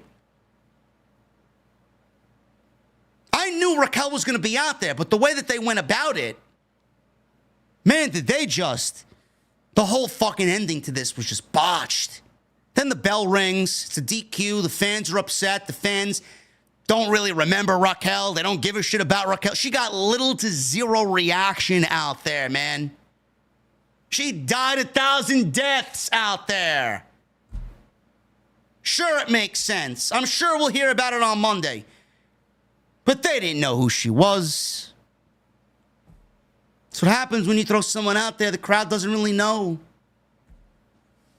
This was bad. This was bad. If that was the ending, it should have been the ending. Raquel should have covered Rhea with Liv after the Tejana bomb. I don't know what the fuck happened in the lead up, but I think Raquel was supposed to do that and Liv was supposed to pin Rhea. I don't think this match was supposed to be ended in a DQ. Convoluted and bad. This was not good. Don't know where they go from here. I don't know how they go into Crown Jewel. I'm sure we'll get Rhea versus Raquel. Don't know what they do with Survivor Series. It's going to be interesting how they play this up leading into the rest of the year, because I said it. I thought Rhea would win the championship months ago. I said, Bad Blood's coming up. I think Rhea wins the title.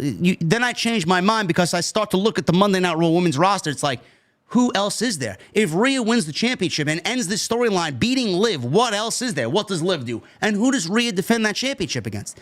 People already cried that Rhea's title run before she was injured and had to vacate the title. She didn't do anything with the title. Her reign was unmemorable. Nobody remembers a fucking thing from her title run. Getting injured was probably the best thing for the entire division and Liv Morgan and this storyline. So you want to go back and do that and put the title on Rhea? What does she do after that? Who's next? What does she do? These are questions that were obviously asked. They didn't come up with anything, and they opted to keep the title on Liv Morgan. When does Liv drop the title? I don't know. Survivor Series, Saturday night's main event. Does she drop it at the Royal Rumble? I'm predicting that we get the rest of the year with Liv Morgan as champion. Then you're going to start to get the arguments, because I see it already. Liv, you're going to get the arguments from social media and the geeks online. Liv deserves to take the title into WrestleMania. Do they go that far? Do they have enough to get Liv and Rhea at WrestleMania for the Women's Championship? I don't know. But how they got about this ending here in this match, not good. Not good. Probably the worst match of the entire show. Main event. The University of Arkansas marching band played Cody Rhodes to the ring.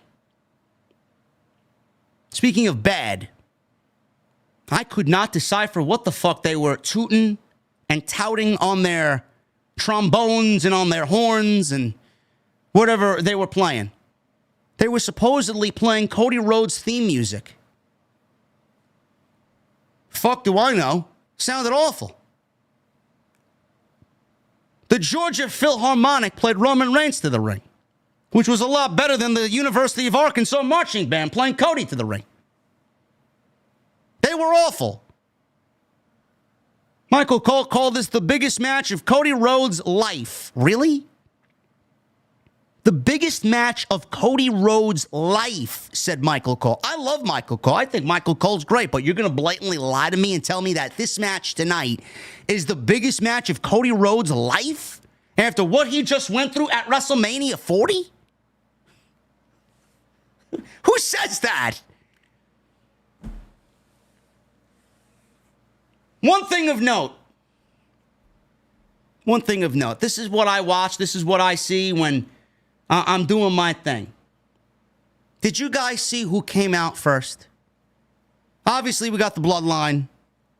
We got Jacob Fatu out there. We got Solo Sikoa. They're standing in the ring. They're waiting for the big guns to come on out. Did you see who came out first when they were about to do Cody and Roman's entrance? Who came out first? It was Cody. We got the University of Arkansas marching band playing Cody Rhodes to the ring. Cody came out first. He did his whole spiel. He's wearing that awful, terrible-looking mask, which I hope he just burns. It's awful. It's fucking comedic. And then Roman Reigns comes out. Did you guys notice the difference between Cody and Roman? Did you guys notice the ambiance, the environment, the aura, the difference between Cody and Roman? I don't want to put negative bad juju on Cody Rhodes, and I don't want to say anything off color because I think Cody's great.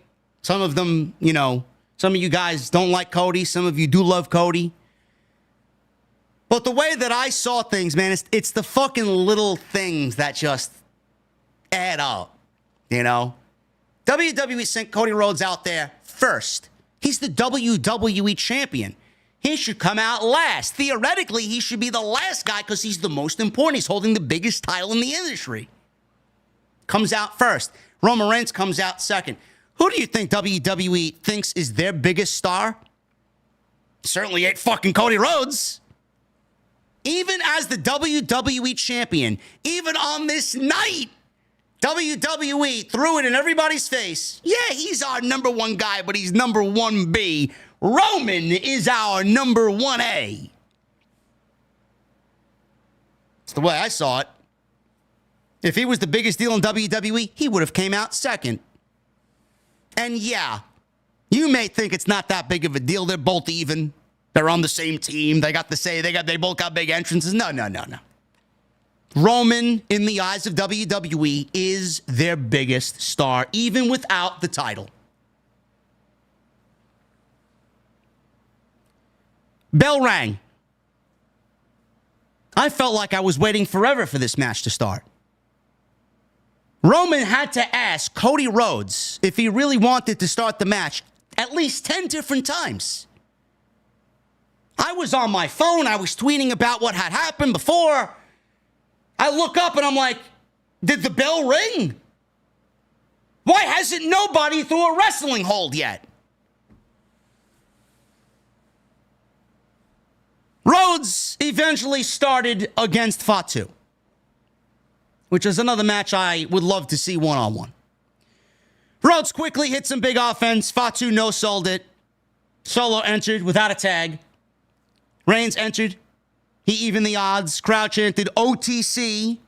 And then they started chanting, fuck you, Solo. It's nice when it's on PLE and you don't have black screens and fucking muted audience. Solo legally tagged in. In comes Reigns. First time he's been in the ring wrestling since WrestleMania. Crowd cheered. Solo at the edge. Fatu entered. As soon as Reigns got some offense, Fatu did not tag in, but he distracted Reigns enough for Solo to hit Reigns from behind. Solo hit Reigns with a big running hip attack. Fatu tagged in. He hit an even more devastating running hip attack. Fatu missed a stinger splash. He went face first into the ring post, just like Umaga. Just like Umaga used to do. So, Reigns made a hot tag to Cody Rhodes, who hit Fatu with a power slam, some dusty jabs, the big bionic elbow, hits him with a Cody cutter. Solo distraction allowed Fatu to hit a pop-up Samoan drop. Jacob Fatu's got the best Samoan drop in the business. So then the match slows down, and we get the Bloodline working a methodical tag team match where Cody Rhodes was getting his ass handed to him. They even had Cody take all the offense in this match and then make the hot tag to Roman Reigns, who ended up being the hero here. Cody Rhodes got back into it, and he played his own heroic role at the end. It wasn't all Roman Reigns. So, Cody Rhodes is getting beat up. Rhodes fought them off. He tried to get a hot tag, but there was a great camera angle where Jacob Fatu was taken out. Right? There was double team moves. Fatu got taken out by Cody. He broke free. He tried to make the hot tag to Roman. There was a way that WWE shot this camera angle tonight. If you guys watched the show along with me, you know what I'm talking about. It looked like when Cody was about to make the hot tag to Roman Reigns, it looked like Roman jumped off the apron to intentionally avoid getting the tag. Meanwhile, it wasn't that way. And Jacob Fatu was on the outside because I didn't see him anywhere in the scene. He pulled Roman off the apron as Cody jumped to make the hot tag. And that's the reason why Cody didn't get the hot tag. But I thought the way that they shot it made it look like Roman intentionally jumped off the apron. I thought that was great. I thought that was fantastic. So Fatu went for a senton bomb, but Rhodes got his knees up. He finally gets the hot tag to Roman. Hits Solo with some clotheslines and a big boot. Solo blocked the Superman punch. He went for the Samoan spike, but Reigns countered into a crucifix pin for a 2. Reigns hits a Superman punch for a 2. Reigns then sets up for the spear, but Fatu super kicked him. Fatu and Solo super kicked Reigns. And then Fatu hit Reigns with a moonsault, which looked great. Fatu followed with an Uso splash. This was a great combination of moves here. Rhodes breaks up the cover. Cody Rhodes cleared the announce table. He's on the outside. He sidestepped Fatu, crashed through the barricade. He got up. He no-sold it because he's a fucking beast. And he started throwing chairs at Cody Rhodes. Rhodes hit him with a crossroads, and he gets up. Can't keep this guy down. Love it. That old school mentality, man. That classic Samoan. You can't keep him down. Rhodes hits consecutive super kicks. He knocks Fatu onto the announce table. He's laying on his back. Cody Rhodes goes up to the top. He stands on the steel post to get more leverage. Jumps off the top rope. Before he jumps, he does one big salute to Roman Reigns. I got you. You got me. I got you. He risked it all. Threw his body out on the line. Splashed Jacob Fatu through the announce table. So that takes both of them out of the match. Crowd chanted, "This is awesome. This is awesome." Reigns and Solo exchange right hands in the ring until Reigns hits a Superman punch. Tama Tonga and Tangaloa, they're out there. And you guys know good old Tama Tonga.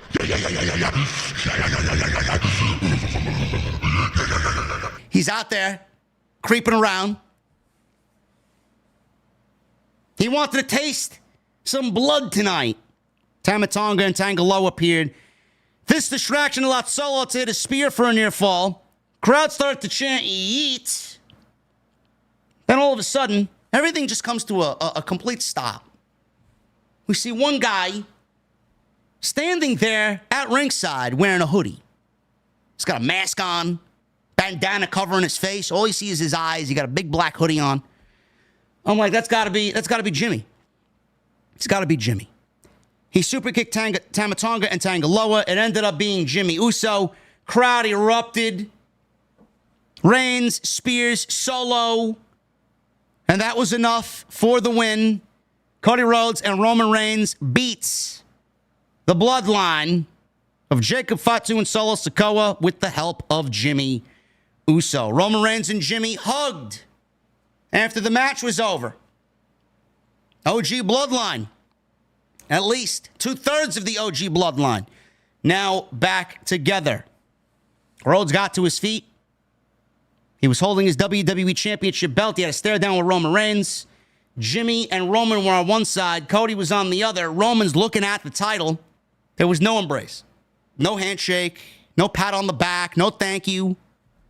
Roman kept his word to Cody. Cody fought his ass off to help Roman.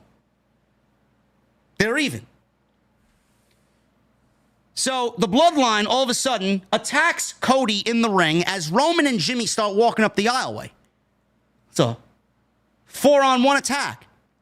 They're about to decimate the WWE champion. Jimmy stops Roman in the aisleway and says, "Oos, we can't let this happen. We got to go help him." Roman doesn't know what to do. He's not moving a muscle.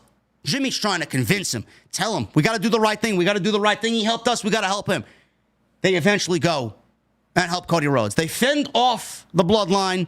They retreat. And they save Cody Rhodes. All of a sudden, Reigns picked up the WWE title. He looked at it with this loving embrace. He wants it back. He hands it to Cody. And then all of a sudden, the final boss, The Rock, comes out. The Rock has his own People's Championship that we last saw him with, draped over his shoulder. He stands on the stage. People went crazy. Got the big entrance. He's standing there with the spotlight on him. The music stops. Reigns, Rhodes, and Jimmy are watching from the ring. And The Rock raised his eyebrow. Camera zooms in on The Rock. He raises his eyebrow and does the finger slash, the thumb slash across the throat. And then he walks away. And then the show goes off the air. They quickly went off the air. I guess they didn't want to overstep their boundaries with the UFC 307 happening at the same time. That's the way the show went off. I'm like, Rock's got to say something. Rock's got to get in the ring. We got to get some stare down in the ring with The Rock. He's going to be there with the rest of them. He came out on the stage. He did the throat slash. He walks away, and then the show goes off the air. Now, there was a rumor that he would be back because he was at Appalachia High School about an hour and a half away from Atlanta, and he was there watching their big football game last night. And obviously, WWE, with him being in Georgia, I think everybody kind of clued in on, well, I think that means Rock is going to show up at Bad Blood, because if he's already in Georgia, why wouldn't he be at Bad Blood? WWE likes to kind of low-key announce, well, Rock is doing something 3 hours away, but he's in the same state. The fuck is he in the same state for? He's doing something to kind of sway people from thinking if he's going to be at the WWE show or not, and he ends up being there. But we all know The Rock being back is better television. We all have been waiting for The Rock. We've been waiting for The Rock to be back on television since his embrace with Cody on the Monday Night Raw after WrestleMania, where he shook his hand, gave him back whatever Cody gifted him, which I'm assuming is the Rolex. And he looked at Cody and said, "Don't break my heart again." I don't know what he meant by that. I don't know what he handed Cody back. I think it's the Rolex that Cody gifted him before WrestleMania. I don't know where The Rock looks at Cody and Roman and kind of pieces together where he broke his heart. Maybe teaming with Roman. Maybe he feels the family turned his back on him. I don't know if Rock is going to be on Friday night. We got Jimmy back. Jimmy being back and KO attacking Cody is more than enough for SmackDown to be must-see on Friday. I don't know if Rock is going to be on Friday night. He should be. He's back. So hopefully we get that. Maybe he shows up on Monday. I have no fucking clue, being that they announced Cody versus Gunther for Crown Jewel. Maybe he shows up on Monday. I don't fucking know. I would like to think so. Anytime we get The Rock, this story is going to take precedent. Now we're moving the Bloodline story into must-see. It's been kind of dragging its feet for the last few months, just waiting for The Rock to get back. Does The Rock have anything to do with KO turning? I don't think so. I think after seeing what he saw tonight, I think KO just had enough. He wasn't on Friday night. What does Randy Orton have to say about that? Randy tried to get in between them on Friday 2 weeks ago, because the plan was Randy was going to talk to KO and let KO know that Cody said, listen, I asked him to be out there. If we need him, he's going to be out there. KO didn't really get clued in on that, which kind of opened my eyes. Did Randy go and tell KO? Sounds like he didn't. So to KO, Cody came out there and kind of fucked things up. He's just tired. I don't think The Rock has anything to do with KO turning on Cody. I think KO has more than enough reason to turn on Cody if he wants to turn on Cody for what happened over the last 4 years and seeing how Cody is now operated. He's put his life on the line for Cody, and Cody is just blatantly teaming with the people that kind of ruined his entire last 4 years. Things are starting to pick up. This is exactly what SmackDown needed. So I'm very interested to see where they go with SmackDown on Friday. This Crown Jewel Championship now being announced. We'll get more of that on Monday. Gunther and Sami Zayn on Monday in the main event. Jey Uso will defend against Xavier Woods on Monday. Pete Dunne versus Sheamus on Monday. 2-hour Raw on Monday, which should be great. Friday, it's going to be interesting to see what they announced. It's going to be interesting to see what they announce. He did JD, says Michael Howman. I don't know. He did what? JDKO attacked Cody near Cody's bus. Yes, I'm sure we'll find out about that on Friday. I am aware that Cody Rhodes was attacked. I'm sure we'll get an explanation on Friday. We have to. But as far as Bad Blood, guys, I thought this was obviously the opening match was fucking the best match of the entire night. It really made it a thumbs up show. The tag team match was great. Getting Jimmy back is great. The storyline now with KO and Cody, and the reason why Cody didn't make the post-show scrum, KO attacked him outside at his tour bus. Jimmy's back. Roman is back in WWE as we build towards Survivor Series. We got the whole Cody and KO thing. What does Randy think? Jimmy's back. Rock is back. This is exactly what SmackDown needed. So, as far as the open and the close, great. Story. Can't wait. But everything in the middle, Nia Bayley, didn't really care. The way it played off, didn't care. They botched. And then Tiffany didn't cash in. Kind of ruined it for me. Balor and Priest felt like a TV match. I would have put them on Raw and Gunther and Sami on the PLE. And Rhea Ripley and Liv Morgan, I don't know what the fuck that ending was. Thumbs down. Worst match of the night. I don't want to say it's a thumbs down show. It's a thumbs up show just based off the sheer quality, the open and the close. But everything in the middle, man, very up in the air, very lackluster, very subjective. But I thought, overall, Bad Blood was a thumbs-up show just based off what we got in the beginning and the end. Guys, thank you very much for all of your support. This was a tremendous stream. We had upwards towards 3,700 people tonight here on Off the Script. You guys are awesome.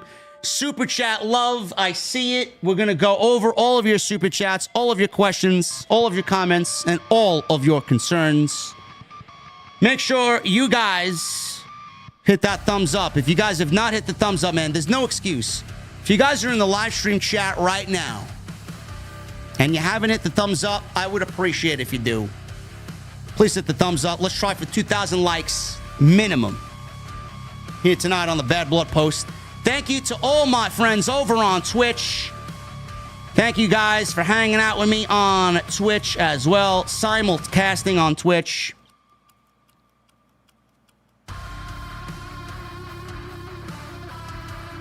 Cam the Biz says, I don't want to watch coverage of wrestling from anywhere else. To go to wrestling coverage, you are. Thank you, brother. If you guys are over on Twitch, hit that follow button. Great way to support over there is subscribing to the channel as well. We'll be over there a little bit more often. JD Rock posted a promo. Yes, I will be watching it after the stream is over. Follow me on social media at JD from NY206, Twitter, Instagram, TikTok, and Cameo. Hit that subscribe button down below. Turn on the bell for notifications. Please go out and check all the other content, man. There has been 6 straight days of content. If you guys have missed anything, tons of shit to catch up on. Monday, we'll be live for Raw. 2 hours of Raw. Tuesday, Title Tuesday, AEW. I will not be covering NXT. Wednesday, Solid Monster and I will be back with Tuesday Night Titans on a special Wednesday night because there is no AEW on Wednesday. Friday SmackDown, Saturday Wrestle Dream. A little busy week next week. Tonight's show is sponsored by my great friends over at Blue Chew. BlueChew.com. Code JD at checkout. All you guys got to do is pay the $5 shipping and handling, and you will be on your way to getting a free sample. I know you guys want to be like The Rock, man. I know you want to be the final boss. You want to be the people's champion. How do you do that? Well, clearly, whatever The Rock is doing, you can't do. Because nobody could be The Rock. You could be better than The Rock. Be the final boss in the bedroom, man. Blue Chew is a unique online service that delivers the same active ingredients as Viagra Cialis. Comes at a fraction of the cost, but in a chewable tablet. And the process is very simple. You're going to sign up at BlueChew.com. You're going to consult with one of their online trusted medical providers. And once you are approved, you're going to receive your prescription within days. Absolutely no questions asked. No waiting in line at the doctor's office. No waiting in line at the pharmacy. No awkward conversations. Very easy. They are prepared and shipped directly to you. Made in the USA. And you can take them anytime, day or night. You can be ready when the people's champion really needs to rock bottom and get that 1, 2, 3 in the bedroom. Goodbye. You'll be more than the people's champion. First impressions are everything, guys. You know how I talk about first impressions, but not only a first impression, but a lasting impression.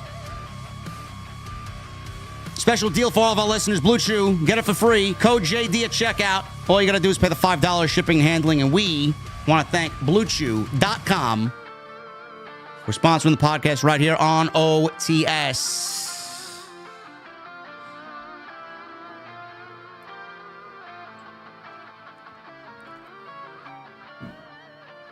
Who do we got first in the venue, man?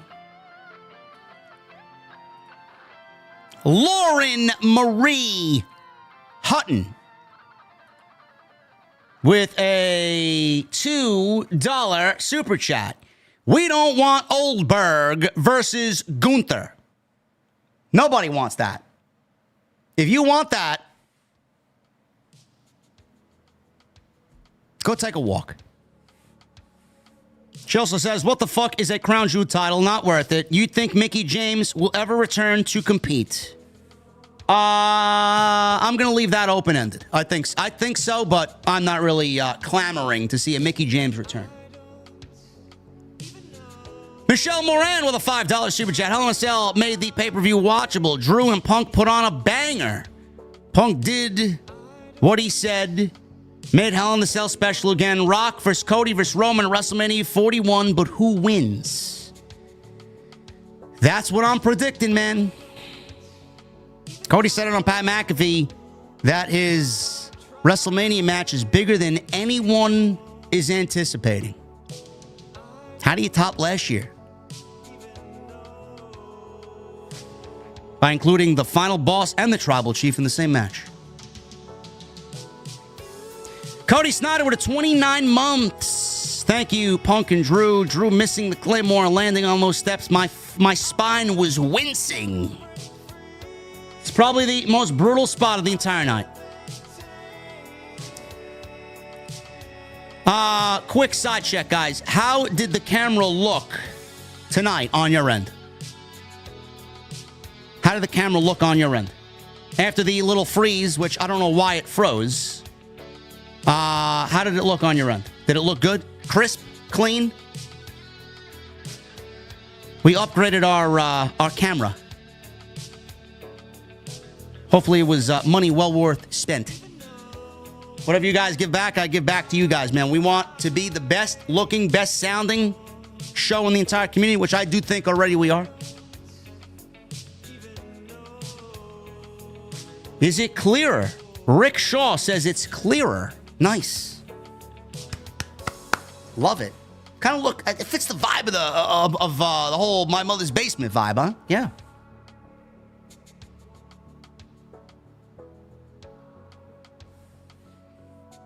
Thank you, Cody. Apex with a 199. Love Rock Punk versus Drew. Still should have main evented, though. Yes, very real, Cam. Looks like you are here in person. Thank you, Sidro.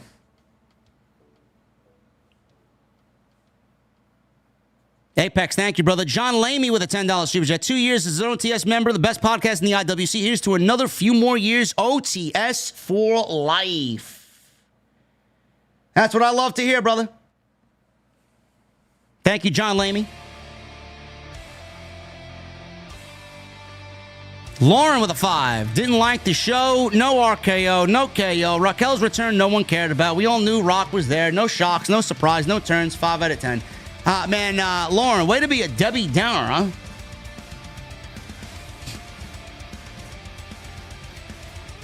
Bloodline versus Bloodline in War Games. Calling it now. Certainly looks like it.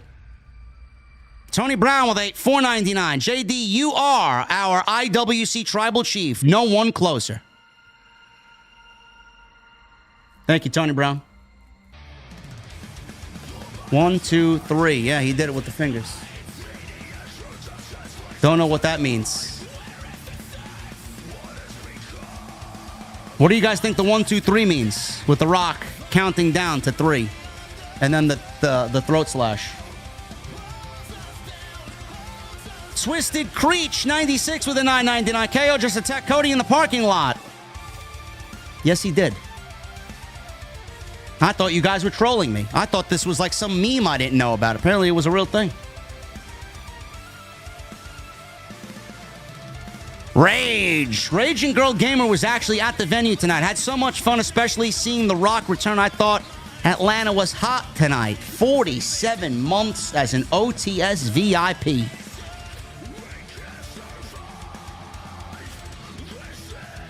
Oh, it was just to trigger his music again, huh? Knowing Rock, I don't doubt it.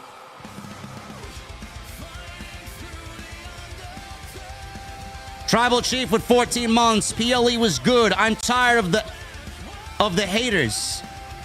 Maybe instead of being jealous because JD is the GOAT of the IWC, try to figure out what they're doing wrong, pal. Man, we had near 4,000 people tonight, bro. People hate because they want what we have. Plain and simple.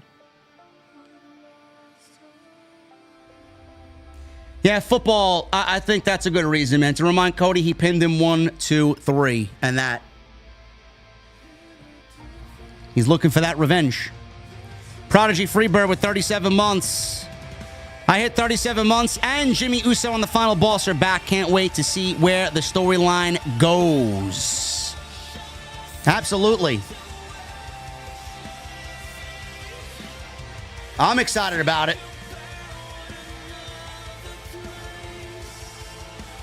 I'm excited about it. Thank you, Prodigy. Chris Lloyd with a 5. I think Rhea may win the championship back at Saturday night's main event.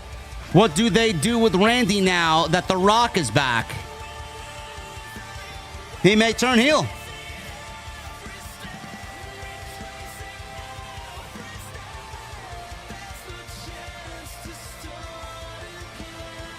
I think people want to see Randy turn heel more than KO. Rudy V with 14 months. Always look forward to hanging out in the venue.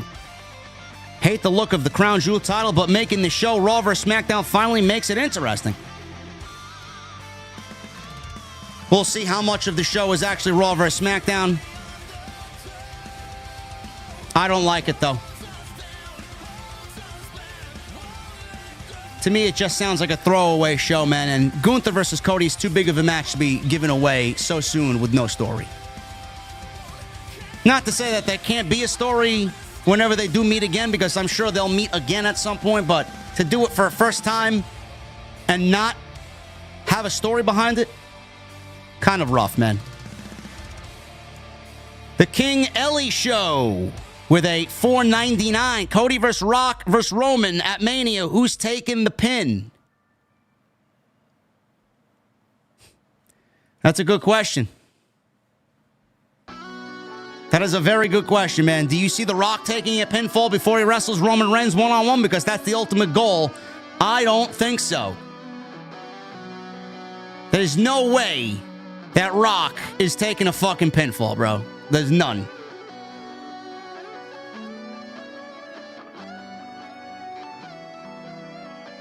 Ricardo Linnell with a 50 months. Oh, my goodness. Here to enjoy the review of a solid show by tuning into the best show in the IWC. Hashtag OTS for life. What the fuck are you all drinking, says Ricardo.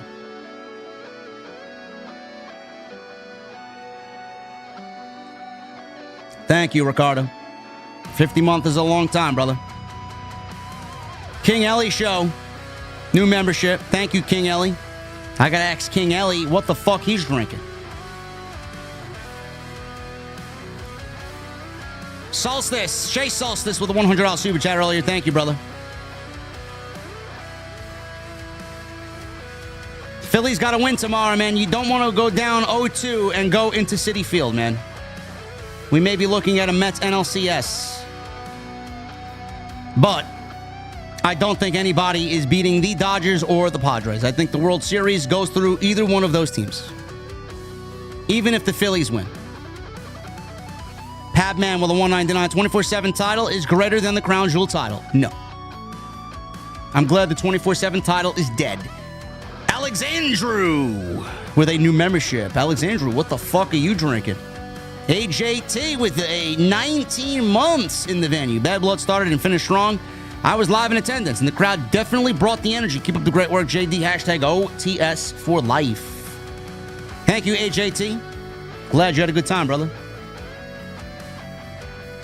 Phantom with 14 months. KO did attack Cody tonight. Yeah, he did. He did attack him.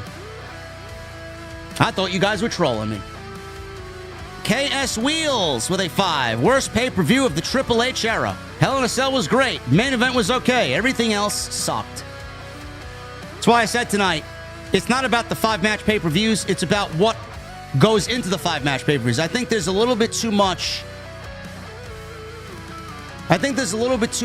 dependency on booking 2 women's matches on a 5-match show. There should only be 1 women's match.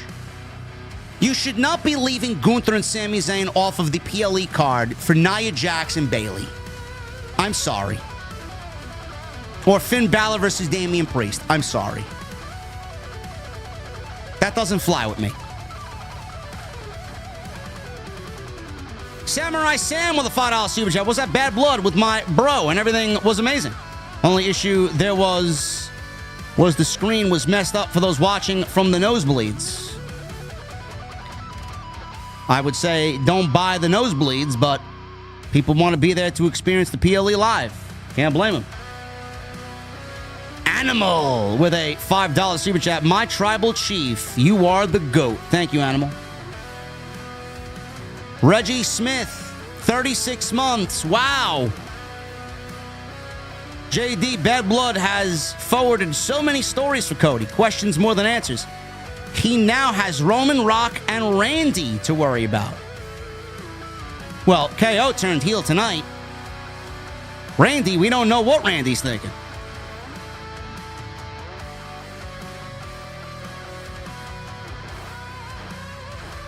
Scripps Wrestling Federation with 37 months. LFG is Triple H trying to take the title of Mr. Pay-Per-View from Tony Khan. I loved it. I will say, though, TK streak of Mr. Pay-Per-View may end, man. Wrestle Dream looks like a fucking snooze fest. They just announced Darby Allin's open challenge was answered by Brody King. I guess Bobby Lashley had the night off, huh? It's pretty bad. John Clockwork with a $4.99. He leaves no message. Thank you, John Clockwork. Not today, Jay, with 25 months. Happy 25, just turned 21, so gonna try an old-fashioned. Not today, Jay. Beware. Not everybody makes a proper old-fashioned. You gotta use the right ice. You gotta use the right whiskey. There's a method to the madness. Apex Calibre, where they won 99. KO beat the fuck out of Cody and drove off in the parking lot. I'm aware. Mr. Premium with a $4.99. KO turned on Cody.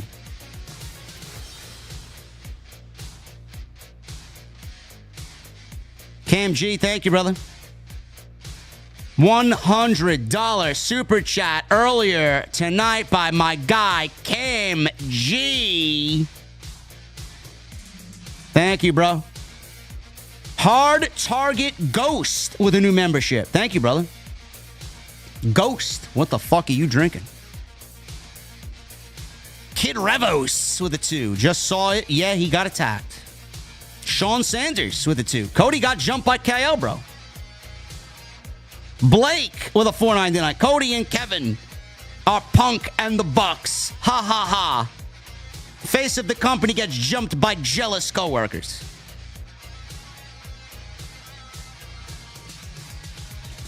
My guy Fulgence Henry, 30 months. Loving my bracelet, my brother. Oh, what a night. OTS for life. Absolutely. Lauren with a 2. KO would turn tonight. Should have been after the match.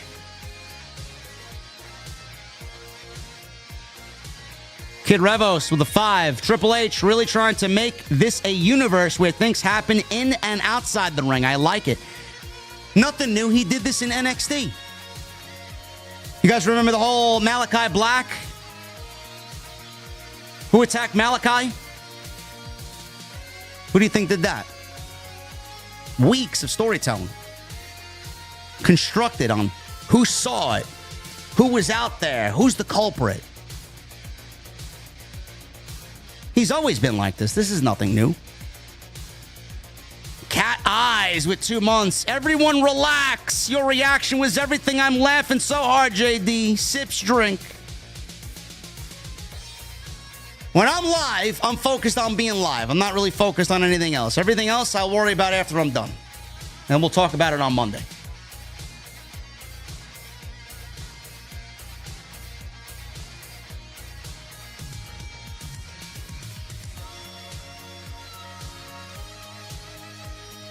Basic with a $19.99. I recently decided to take a chance on myself. I'll be quitting my 9-to-5 soon to become self-employed. Putting God first. I want to thank the OTS family for being positive, and thank you, JD, for being a walking example. Hashtag OTS for life. Basic. Good luck with that, brother. It was a very scary thought when I did it, but I just trucked ahead, brother. You know, I trucked ahead. I did what I could. Here I am. Best decision I ever made, man.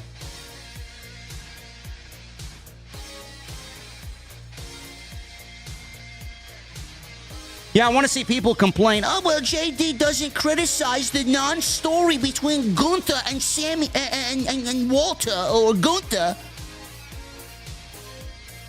Somebody send me the clip where I ranted on it so I could save it and show people that I did complain about it and I don't like it because I know it's going to come up. I know it's going to come up.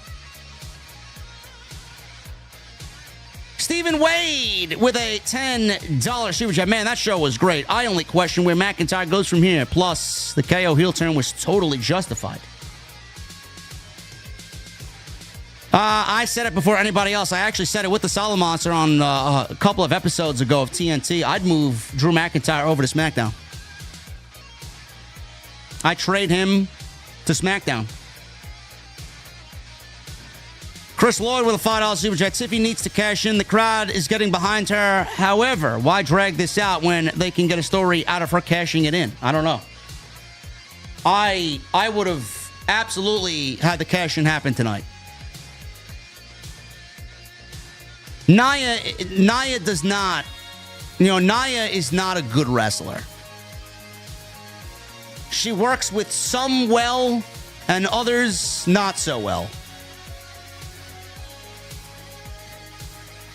Coiled Phoenix with a $10 super chat. Always great to see Coiled Phoenix. The amount of trust that they gave these men tonight was the best investment that WWE could ever make. And for the WWE to use Hell in a Cell to finish this feud is what makes LTB so great. Hashtag OTS for life. Absolutely.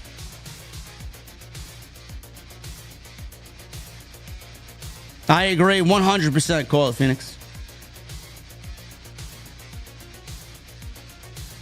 Amon G with a $4.99. Don't know if Cody is going to be in War Games anymore. Also, interesting WrestleVotes said 1, 2, 3, 41. Possibly a three-way with Roman, Cody, and Rock. We shall see. Called it. Called it.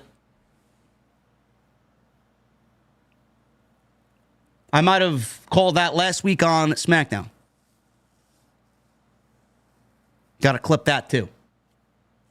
Because I'm sure people will be running with that. Little Willie with a $10 super chat. What a show this was tonight. Punk and McIntyre fucking delivered. Roman and Cody and the Bloodline delivered. And The Rock is back to set up War Games. Much love to you, JD, and the OTS family. Little Willie, glad you enjoyed yourself, brother. Thank you for being here.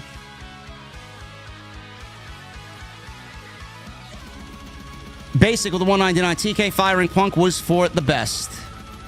It was for the best for Punk and the worst for AEW because they have not been the same since they fired Mr. Phil Brooks. Dark Effect with a $5 super chat. Wrestling when it's good, like this, there's absolutely nothing better. Nope. There's nothing better. Marcus B with a $5 super chat. JD, I agree with you.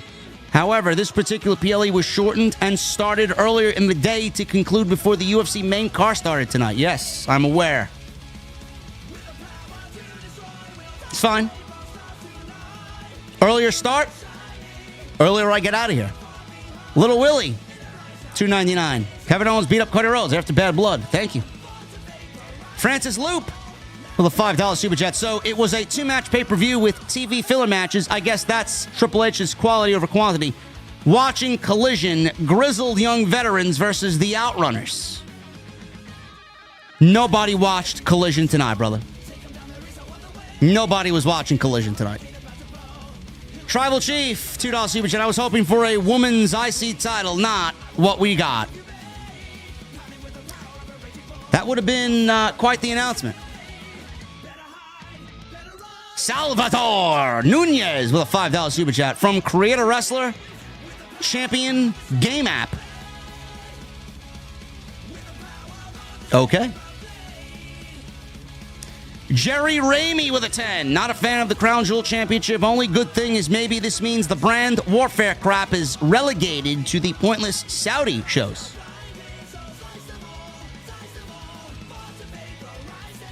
Yeah, still not a fan about it. Francis Loop, $10 super chat. $10 super chat times 2. Francis Loop says, Outrunners 1, watch Rampage on DVR. Shibata and Private Party beat clean Young Bucks and Jack Perry. Statlander on her own. She had face-to-face with Camille and then Mercedes. All of it sounds completely uninteresting. Serena Deeb attacks Queen Aminata on Rampage. Britt makes the save with a steel chair. Deonna Purrazzo looking hot. She's starting an all-women's faction and max subscriptions starting at $9.99. Sounds like nothing I'm interested in, Francis. Thank you.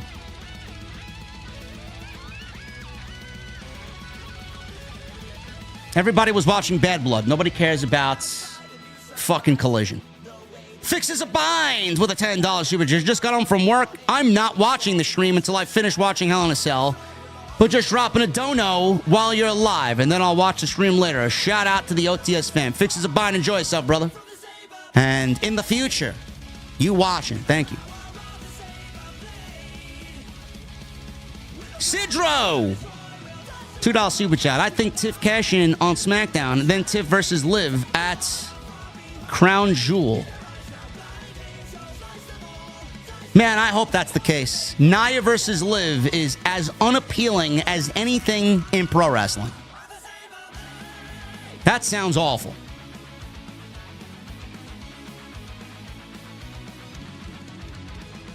Matthew Urban with a $2 super chat. That's how you use blood in pro wrestling. I agree.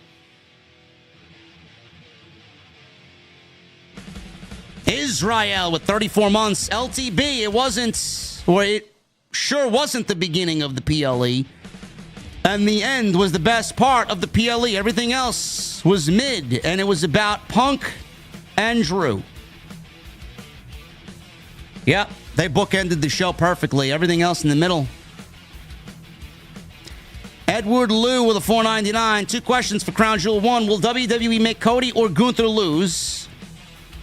That's the question on everybody's mind. And 2, will WWE keep Nia versus Liv, both heels? And if so, who would the fans even cheer for? I hope Nia loses that title before Crown Jewel. Tiffany versus Liv is the much more appealing match, for sure. Gunther and Cody, neither one can afford a loss. So I don't know what we're doing.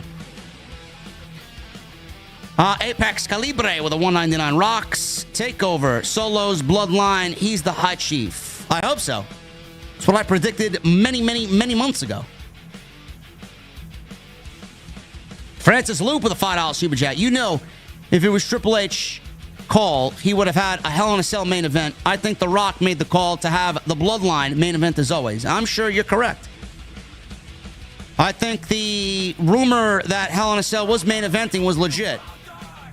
And obviously The Rock makes the last minute plans that he's going to be there and I want the main event and we got to end, family's got to end, and I'm sure that was the case. Clone Force with a $4.99. Rock is for sure behind what Solo and the new Bloodline is doing and will act like he's with Roman, but will end up turning on him.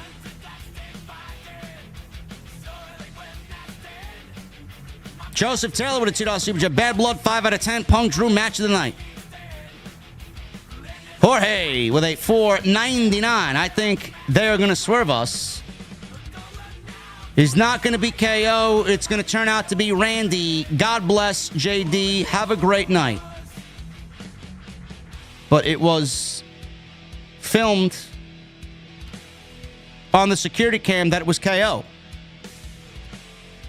Why would they film KO attacking Cody and then end up being not KO and end up being Randy?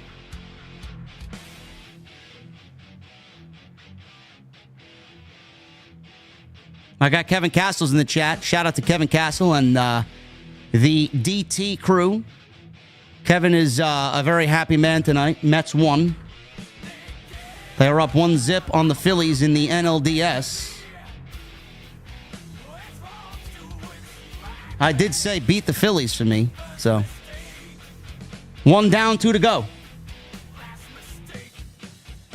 Jorge, thank you, brother. Raging Girl Gamer with a $10 super chat. It's so much fun at Bad Blood and seeing The Rock. I almost lost my voice, and I know that's hard to believe. LOL.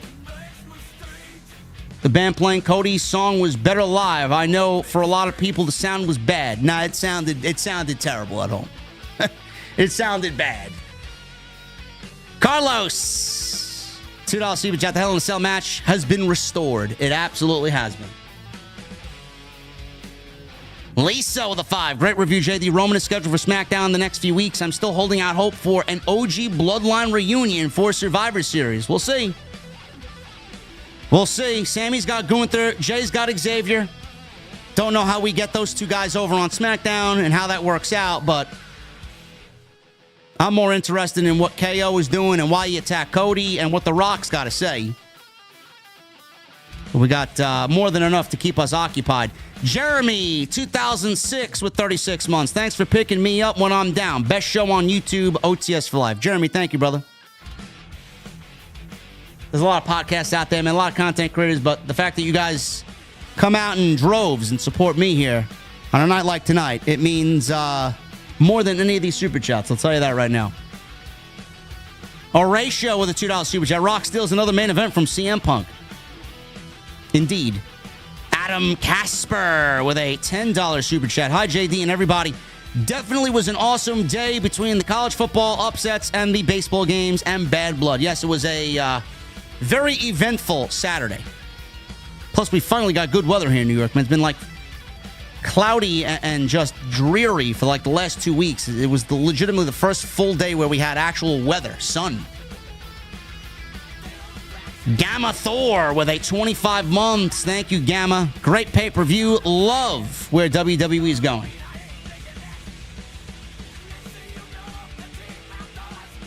Gold Standard with a $5 super chat. The Rock is a bigger star than 95% of AEW stars combined.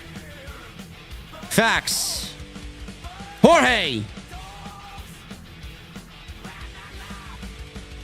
Thank you, Jorge. $4.99. I also can't wait to see where this story goes. Will Rock reveal he's behind this new bloodline? Story is king. I predicted this from the very, very beginning. I think he is. Raging Girl Gamer with a $5 super chat. Crowd was hyped for Goldberg, JD. You need to do the same. Bow down to a god. No. Absolutely not. You have a better chance of me praising Charlotte Flair and getting excited about Charlotte Flair on television than me hyped for Bill Goldberg. No, thank you. Chris with a $9.99. JD, my tribal chief, I acknowledge you. Hope you're doing well. I enjoyed Bad Blood. I think we get a triple threat match at Mania with Rock, Cody, and Roman. Throw the one in the sky to acknowledge JD. Hashtag OTS. Called this a couple of weeks ago, man. I have a feeling we're getting a triple threat at WrestleMania. But who wins the Rumble? Somebody's got to win the Rumble, right? Who wins the Rumble? Nathan Rush with a $2 super chat. Rikishi says, KO did it for The Rock. I don't know why he did it. He's got his own reasons for doing it. The Abyss, 86, with a $50 super chat. You know what, Abyss? Because I'm in a good mood. You're getting a round of applause, brother.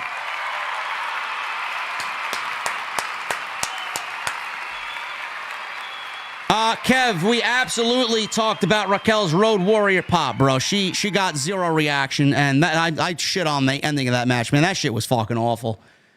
Everybody acted out there like they were just part of a circus, man. I don't know what the fuck happened there. It's like, was that supposed to be the ending of the match and they something messed up? Did Dominik, was he supposed to fall out of the cage? And then they just went with what the ending should have been, but the match was already called? Like, I don't know what happened, man. Nobody knew who she was. That's what happens when you're... First of all, Vince did nothing with her, so nobody really cared about her to begin with. Then she takes most of the year off, and then she comes back. It's like, oh, my God, Raquel. Nobody gives a fuck about Raquel Rodriguez. Terrible. Cena wins the Rumble? No. No, if I was to make a logical guesstimation on who wins the Royal Rumble right now, I'm going with Braun Breaker. Braun wins the Rumble. Sean Ross Sapp said the match finished was changed. No shit. I don't know what happened. Abyss, thank you, brother. The energy in the building was great. I feel like me and my section started all the chants aside from "We want tables." I hate that chant. Good show tonight, JD. OTS for life, pal. Who do you think wins the pointless Crown Jewel championships? Gunther, and I'm going to go with... Hopefully Tiffany takes the title off Nia and she wins it. Hopefully. Demeter Bullion. JD, I have just a small ounce of questions with a $7.99. How are you? What you doing? How's your day? How's your car? What's your thoughts with individual explanations on Triple H, Rock, Steve Austin, Undertaker, MJF, Yoshitatsu, and Blackman? I'm doing good, Demeter Bullion. Thank you, bro. Thank you for asking. The car is great, bro. Thank you.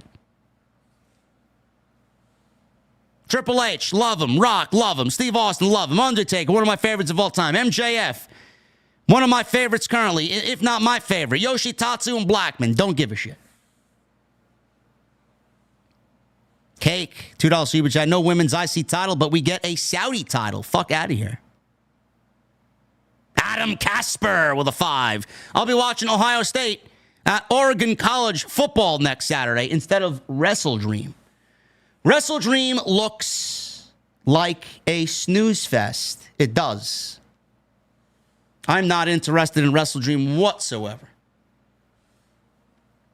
Cake. Thank you, brother. Demeter Bullion. Also, JD, what do you think of Bruce Blitz? Is he still alive? Is Bruce Blitz still alive?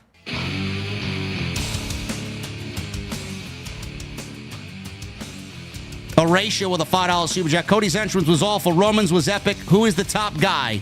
Roman. Theme parks and things with Johnny. 23 months. Great show tonight. I enjoyed it. I watched it while working. Keep up the great work, JD.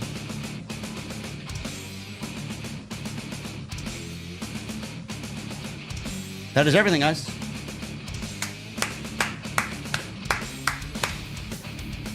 That is everything, man. Thank you for a great stream, man. We got upwards towards 4,000 people tonight, live.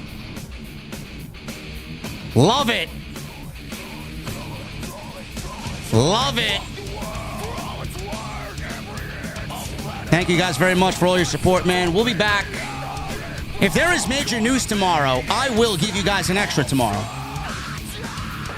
I will give you guys an extra tomorrow if there is any major news. If not, you'll see me live.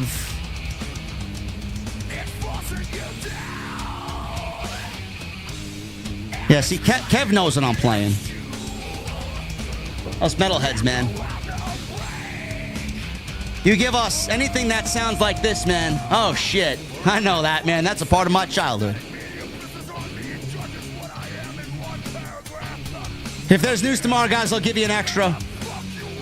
If not, you'll see me back live on Monday, man. Thank you for the great support. Hit that thumbs up. We need another 250 likes for 2,000 likes. If you guys want to do that for me, I would really appreciate it. Please go and check out all the other content, man. We uploaded 6 days straight. I am mentally drained, man, but I thought tonight we delivered big time with this post show. Go check out all the other content.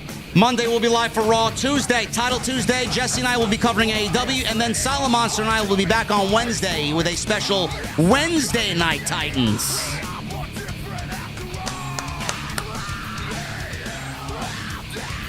Follow me on social media at JD from NY206, Twitter, Instagram, TikTok, and Cameo. And please hit that subscribe button down below. We just hit 162,000. And everybody on Twitch, thank you guys very much. I'll see you back right here with more on Off the Script. Until next time, guys, have a good night. I'll talk to you later. All the money in the fucking world could buy me a second of trust or 1 ounce of faith in anything you're about. Fuck you all!